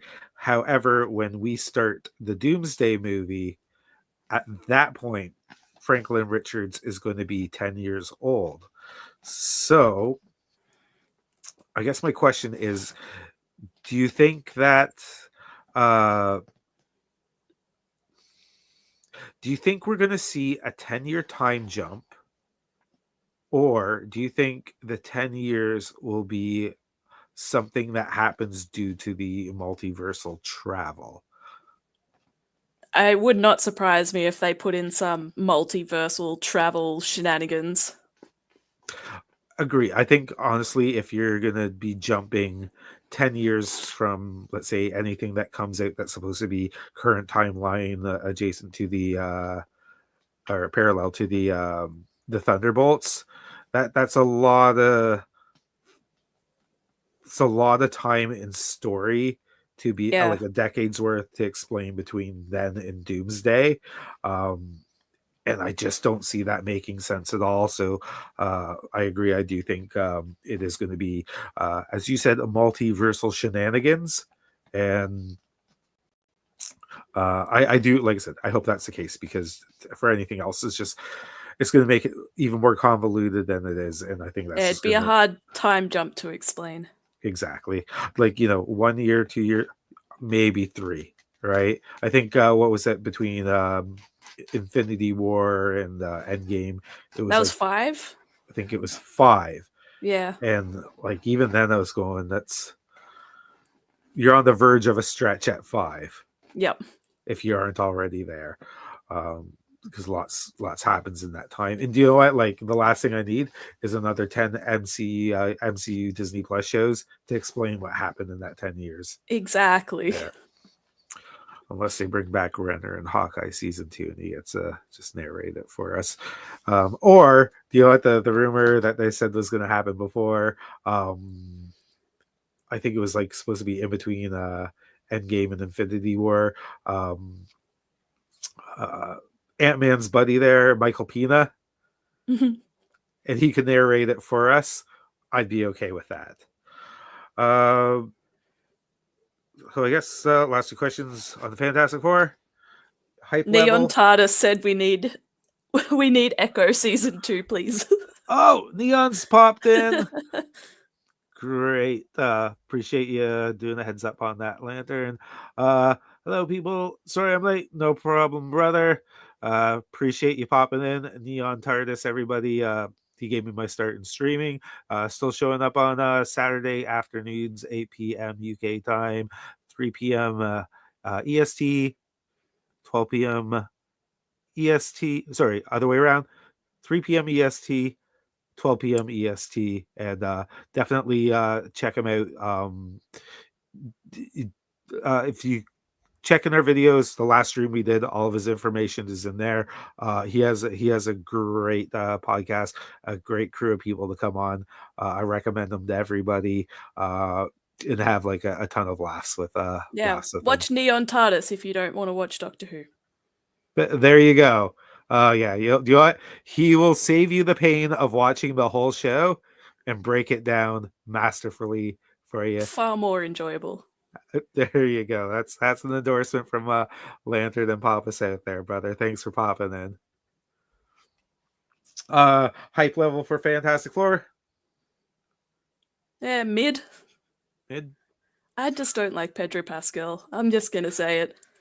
Not wrong with that. Do you like? I'm on board with you on that. Where, um, I would have liked to have seen Gordon Joseph Levitt as Yes, Reed actually, that's a Richards. really good cast idea. I wish I would have uploaded the picture. I did do an AI picture where I replaced Pascal's face with him. I thought he would have been great. I'm done with Pascal, just because he's in everything. And honestly, I don't find him a great actor either. I find him very monotone. He was good in those episodes of Game of Thrones, and that's about it. I just saw him in the sequel to the Russell Crowe movie where he's the Gladiator 2. And I hated every single second. Well, I already hated every single second of that movie, but that said, I hated every single second of Pedro Pascal when he opened up his mouth on that. But like, jokes aside, I hear you. Like, hype for me is mid, and it's because of Pedro Pascal. Last question on that: flop or hit? Oh, again, it depends on how much money they're going to put into this movie.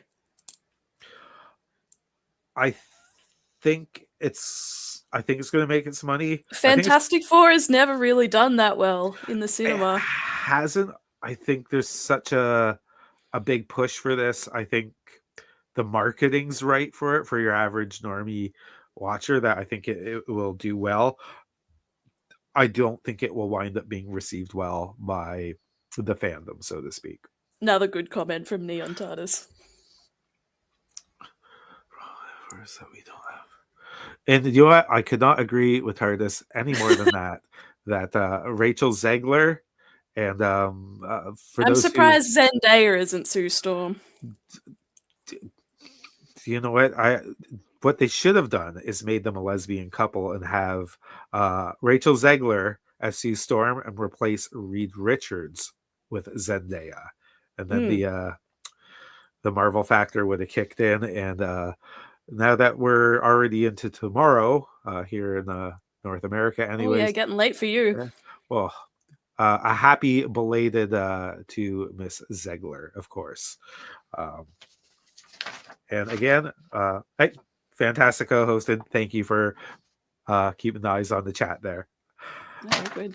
All right. Oh, we're going to go back to a galaxy far, far away. And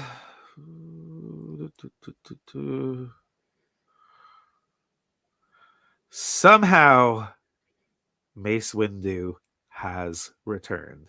We are talking the possible return of Mace Windu to Star Wars. And, well, if Palpatine can do it, why not Mace Windu? Ain't that the truth? Oh my! As Neon, he's channeling a little George Takei there with some oh my. And so I got a little video file to play here, and you know, if we get a YouTube strike on that, it is what it is. Share. I'll play this out. So here's this one's from Star Wars Mag. I just cut right to the soundbite here. This is Dallas Bryce Howard, whatever her name is. This is her thoughts on the return of Mace Windu. Sam Jackson has been incredibly supportive of me and has told me many times that he would act in something that I directed. I'm not worthy, basically. and then I went straight to Dave Filoni and I was like, so let's just talk about Mace Windu and where he is. Because is he dead? Is he? Yeah. So a couple of things I noticed. All right, so that's Miss Howard's thoughts on could Windu return, or could Sam Jackson return as Mace Windu? I know he's been campaigning for more years than I can count for him to come back. If you want to watch the rest of the Star Wars Meg video, check out their channel. But it's alluding to the fact that there's a higher chance that he's coming back. So I guess my first question to you is going to be like, do you think this is fact, fiction, or just hopeful thinking? I think it's hopeful thinking. I hope they don't bring Mace Windu back. They need to stop bringing characters back that are obviously dead. Agreed. He could come back in some, I don't know, Force Ghost type of moment, but not as an actual physical character. Fair enough. That was gonna. Christ, why do we bother killing anyone for dramatic effect if they just pop back in for a cup of tea or two later? A great point, Neon. This in the Star Wars universe is just like plagued with this, and they'll bring anybody back that they can for $1 or $2 for a click of view. That's why I was surprised there wasn't more Liam Neeson in the Obi-Wan Kenobi TV show. 100%. Do you know what? This one's gonna hurt the fandom. In another world of like biggest downgrades ever, all the years later. At the time, I didn't think it. I don't think Ewan was your best choice for Obi-Wan. I don't know if that was scheduling conflicts that they couldn't bring him back for more, or Yeah. So that I guess that a question that you kind of partially answered already. What capacity do you think that they could bring back Windu for future projects? Do you see flashbacks, Force Ghosts, or Old Man Windu? Flashbacks and Force Ghosts. That's all I'd really like to see. I Maybe some extra scenes from the Clone Wars, perhaps, that we didn't originally get. some Windu in the battle armor and such stuff like Yeah, that. yeah. Kind of like Christian Hayes and then Ahsoka. Yes. Fair enough. I would take him back as a Force ghost. I would not like to see him return as Old Man Windu, so to speak. Um, It just really depends on who he'd be talking to. Because who would he be talking to? Well, in the last story of the night that we'll be getting to, I'm going to share some thoughts on that. But again, I don't. I'm personally, I'm like on board with you. I wouldn't necessarily like to see him come back at all.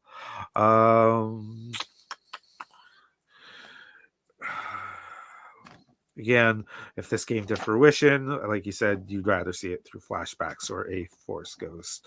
I just would rather not like to see him at all.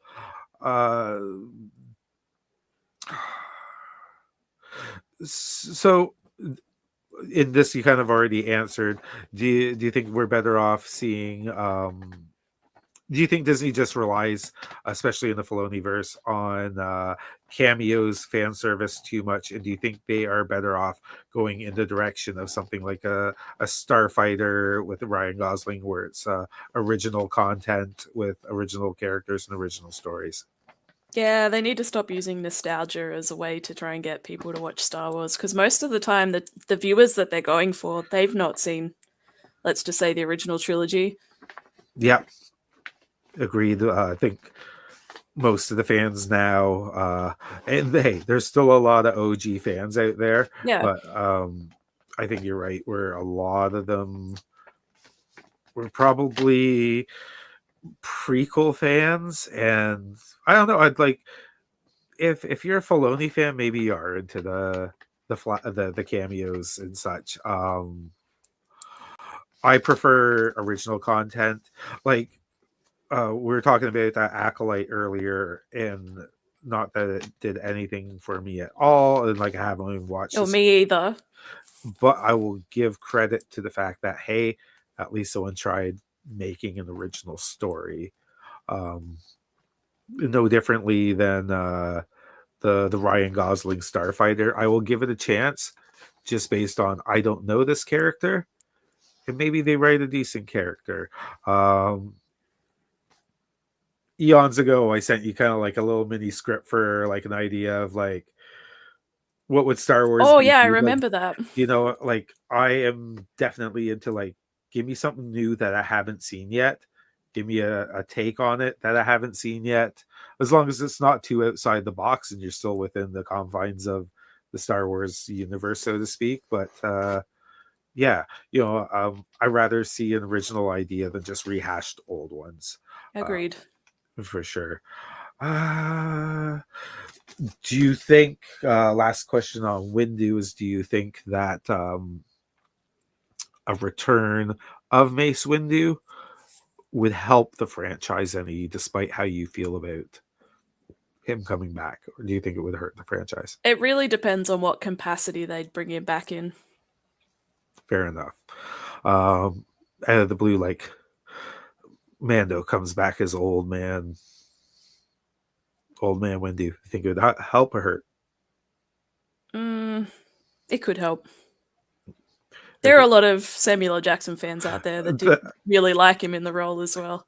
That I was just going to ask that. Do you think like just the fact that like there are people who just like Samuel L. Jackson, not necessarily Mace Windu, that he has enough good faith in his fans left that people just come out to see him? Yeah, definitely. Fair enough. Well, moving on from Mace Windu into our last little topic of the evening. And again, I'd like to thank everybody who stuck with us tonight. Again, Tars, thanks for showing up as well. Yeah, we appreciate this. And again, check out me and Lantern every other Saturday evening for some good nerdy chats. And I've been having lots of fun tonight with this. So, yeah, appreciate it, everybody. So, last item for the night. We're going to talk Star Wars horror project in the works at Disney, says Andor showrunner. Disney has a secret Star Wars horror project in the works, according to Andor showrunner Tony Gilroy. The mind behind the latest critical hit from a galaxy far, far away commented on Lucasfilm's behind-the-scenes activity in a recent conversation with Business Insider. When asked how he might tackle a more sinister Star Wars project, he teased that the idea is one that Disney is already working on. They're doing that. I think they're doing that. Gilroy said of Star Wars horror project, I think it's in the works. Yeah. If accurate, it would mean fans could finally Star Wars explore the dark side in ways that have never been seen on screen before. Though exactly what the project remains shrouded in mystery. It could materialize as a TV series, movie, or even something else entirely different. No word on exactly who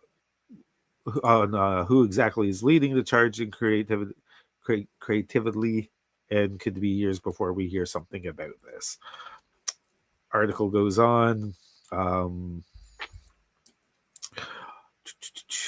Check out ING, their website, if you want to hear more about that. Another funny comment from Neon Tars. You mean Acolyte wasn't horror? For a lot of fans, brother, it was horror. A little horror, a little pain.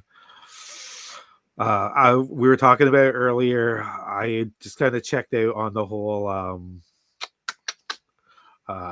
hidden tiger, crouching dragon thing, and yeah, hyped up on some coffee. No worries, brother. I know that's you're talking about the insomnia earlier, and you're what 5:30 in the morning there, so do appreciate the turnout. All the love in the world. All right. Do you think horror is appropriate for a galaxy far, far away?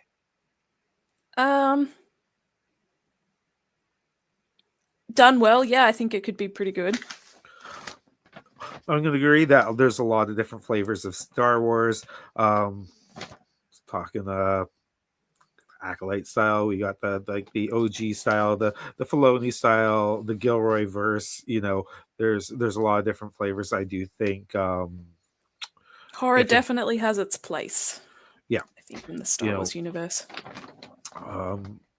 Especially not that it was a great series, but I don't know if you call it horror, but with that, at least let's say how Darth Vader was being put together in the Obi-Wan series, obviously the dark side as it is.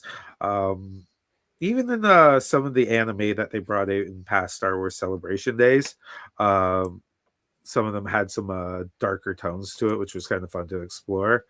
Yeah, there's some pretty horrifying looking stuff in the Clone Wars animated series as well. There's the zombies on Dathomir. Yep. That could be an interesting thing to look into. Papa South has checked out on zombies, but for sure, right? No, you could you could definitely explore that. So I want you to put on your thinking cap for a second, and if you're doing Star Wars horror, you're giving Brass Lantern the magic wand, give me a quick little synopsis on what you'd like to see if you're going to make a horror movie with the Star Wars brand. Set way back in the past, so none of these events could possibly afflict our current characters. Yep. Sith, dark side. I don't know, probably a psychological type of thriller in the Sith area. Fair enough. Mental anguish, mental torture. Yeah. Okay. So again, I remember sending you that little like mini script back in the day. Here was my thoughts when I really kind of sat down, and if I was going to say like, hey, if I was going to put together a Star Wars horror movie where it really wouldn't affect canon any, the best way to pull it off, we're talking like major rip off of another franchise, I would handle it like the original Alien franchise, Oh, yeah, or that could be movie, good too. where it's just like maybe you have a group of young, unexperienced Padawans. They're stowaways on a ship. You might have some other crew members on there, and as the movie progresses, one by one, they're getting picked off, and it turns out to be like a lone Sith that is on this ship, right? And just like the Alien movies, where you got things that, like, one popping out, grabs it, boom, gone. And of course, like, you leave it up to the one Padawan by the end of the movie to take out this. You have the reveal of your Sith Lord character, and and then probably the smart thing to do, and I think Neon and I were talking about this with the Alien Earth, where it's like, then what you could do is, by the time you're at the climax of the movie and he needs to defeat the Sith Lord, he eventually just crashes the ship, so everybody's wiped out, big explosion, no bodies recovered. None of these characters can ever come back again. Exactly. Yeah. That's where I would like to see That could it definitely go. work. Yeah, and the fun thing about the Sith is you can dress them up however you want and make them as scary as you want. Yeah, of course. They can be any race. Exactly. Plenty from. If anyone ever has a chance to read the original artwork book for the Phantom Menace, some great designs for Sith in there. And again, as we touched base on, some great designs for some of them in the anime versions during the so like Tales of the Jedi and stuff like that during the like Star Wars celebrations and such. Do you think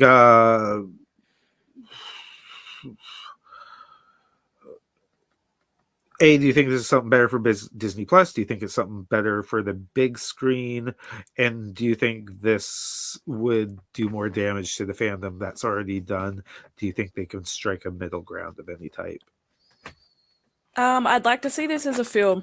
As we were talking about before, there's way too much saturation in the TV type of market for Star Wars. Too many TV shows.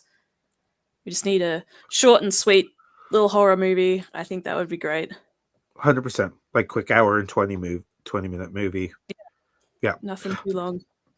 Like another type of popcorn movie. Yeah. 100%.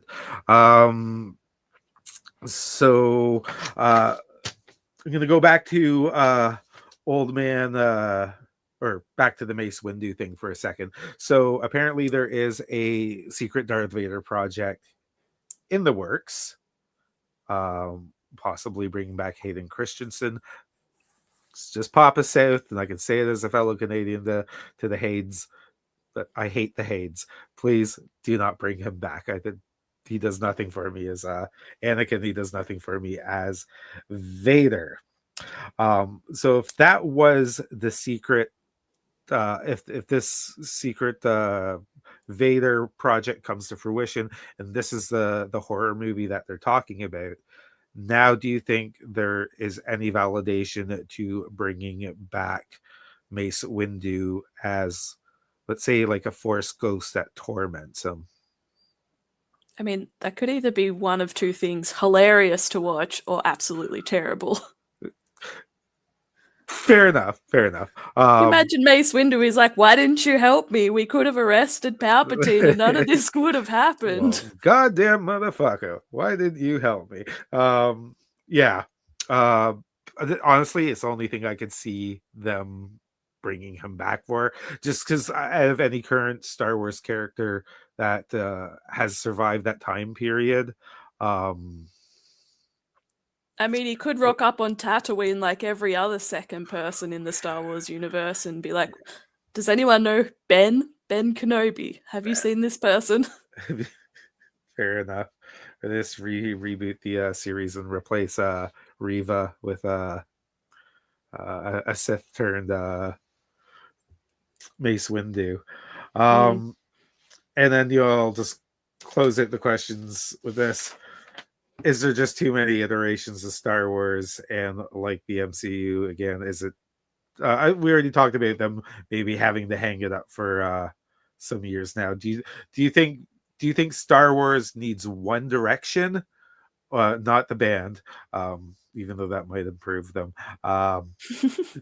Do you think Star Wars is better off with one direction, one captain, one style, instead of everything from horror to like a Filoni verse, a Gilroy verse, a Favreau I'm just verse? glad we have options with Star Wars, so we're not just stuck with like the Acolyte. Like we do have things that are like Andor, which I do enjoy.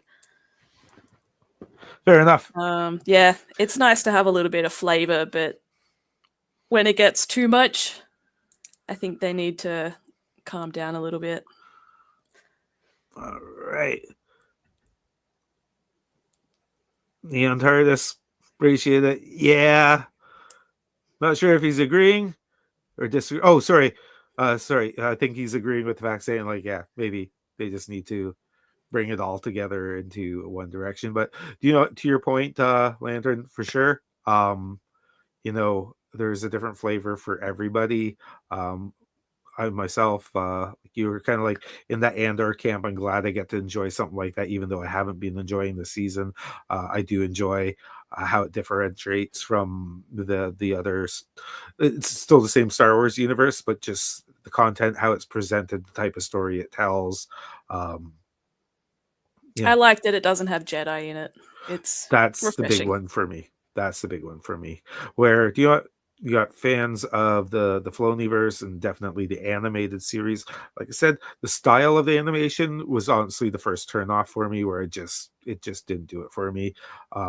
Including the earlier Clone Wars cartoons. For me, when I see a cartoon like with humanoid type people, I want to see like a G.I. Joe, Thundercats kind of stylization, and not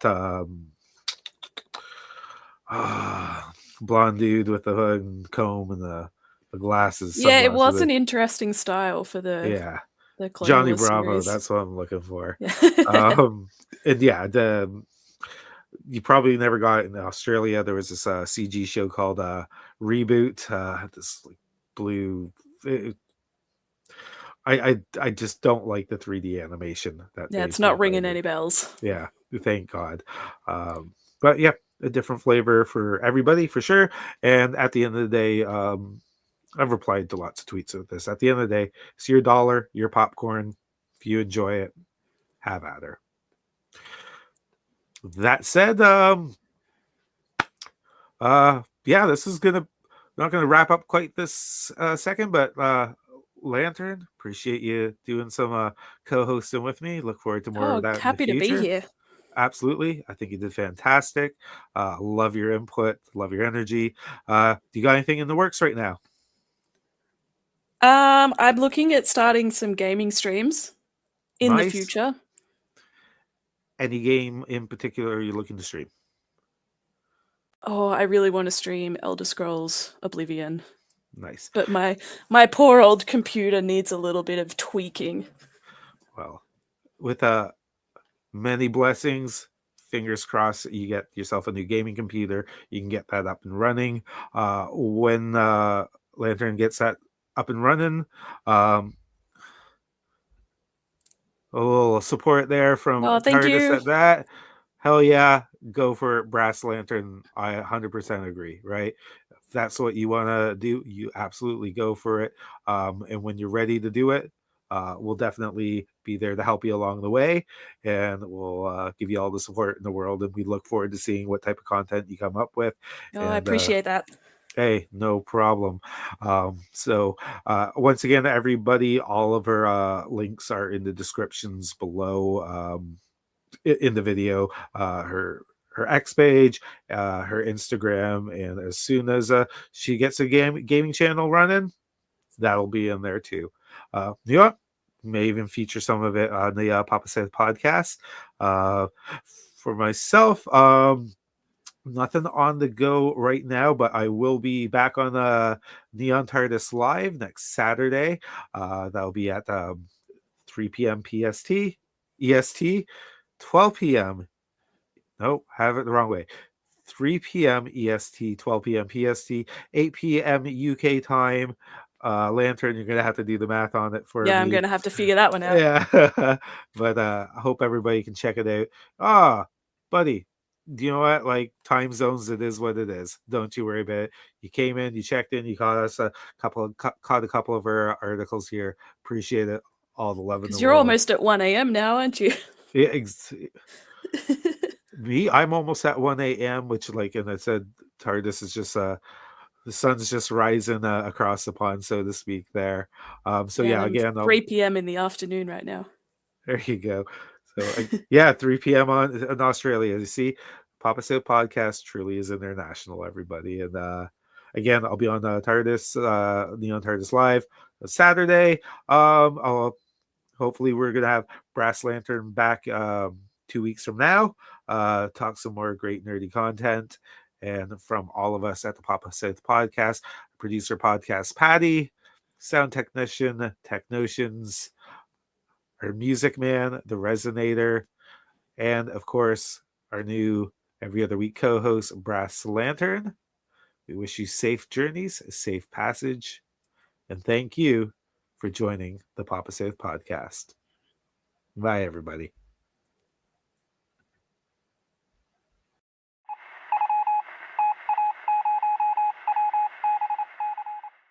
Podcast Pad. Techno Shows. Brass Lantern. The Resonator.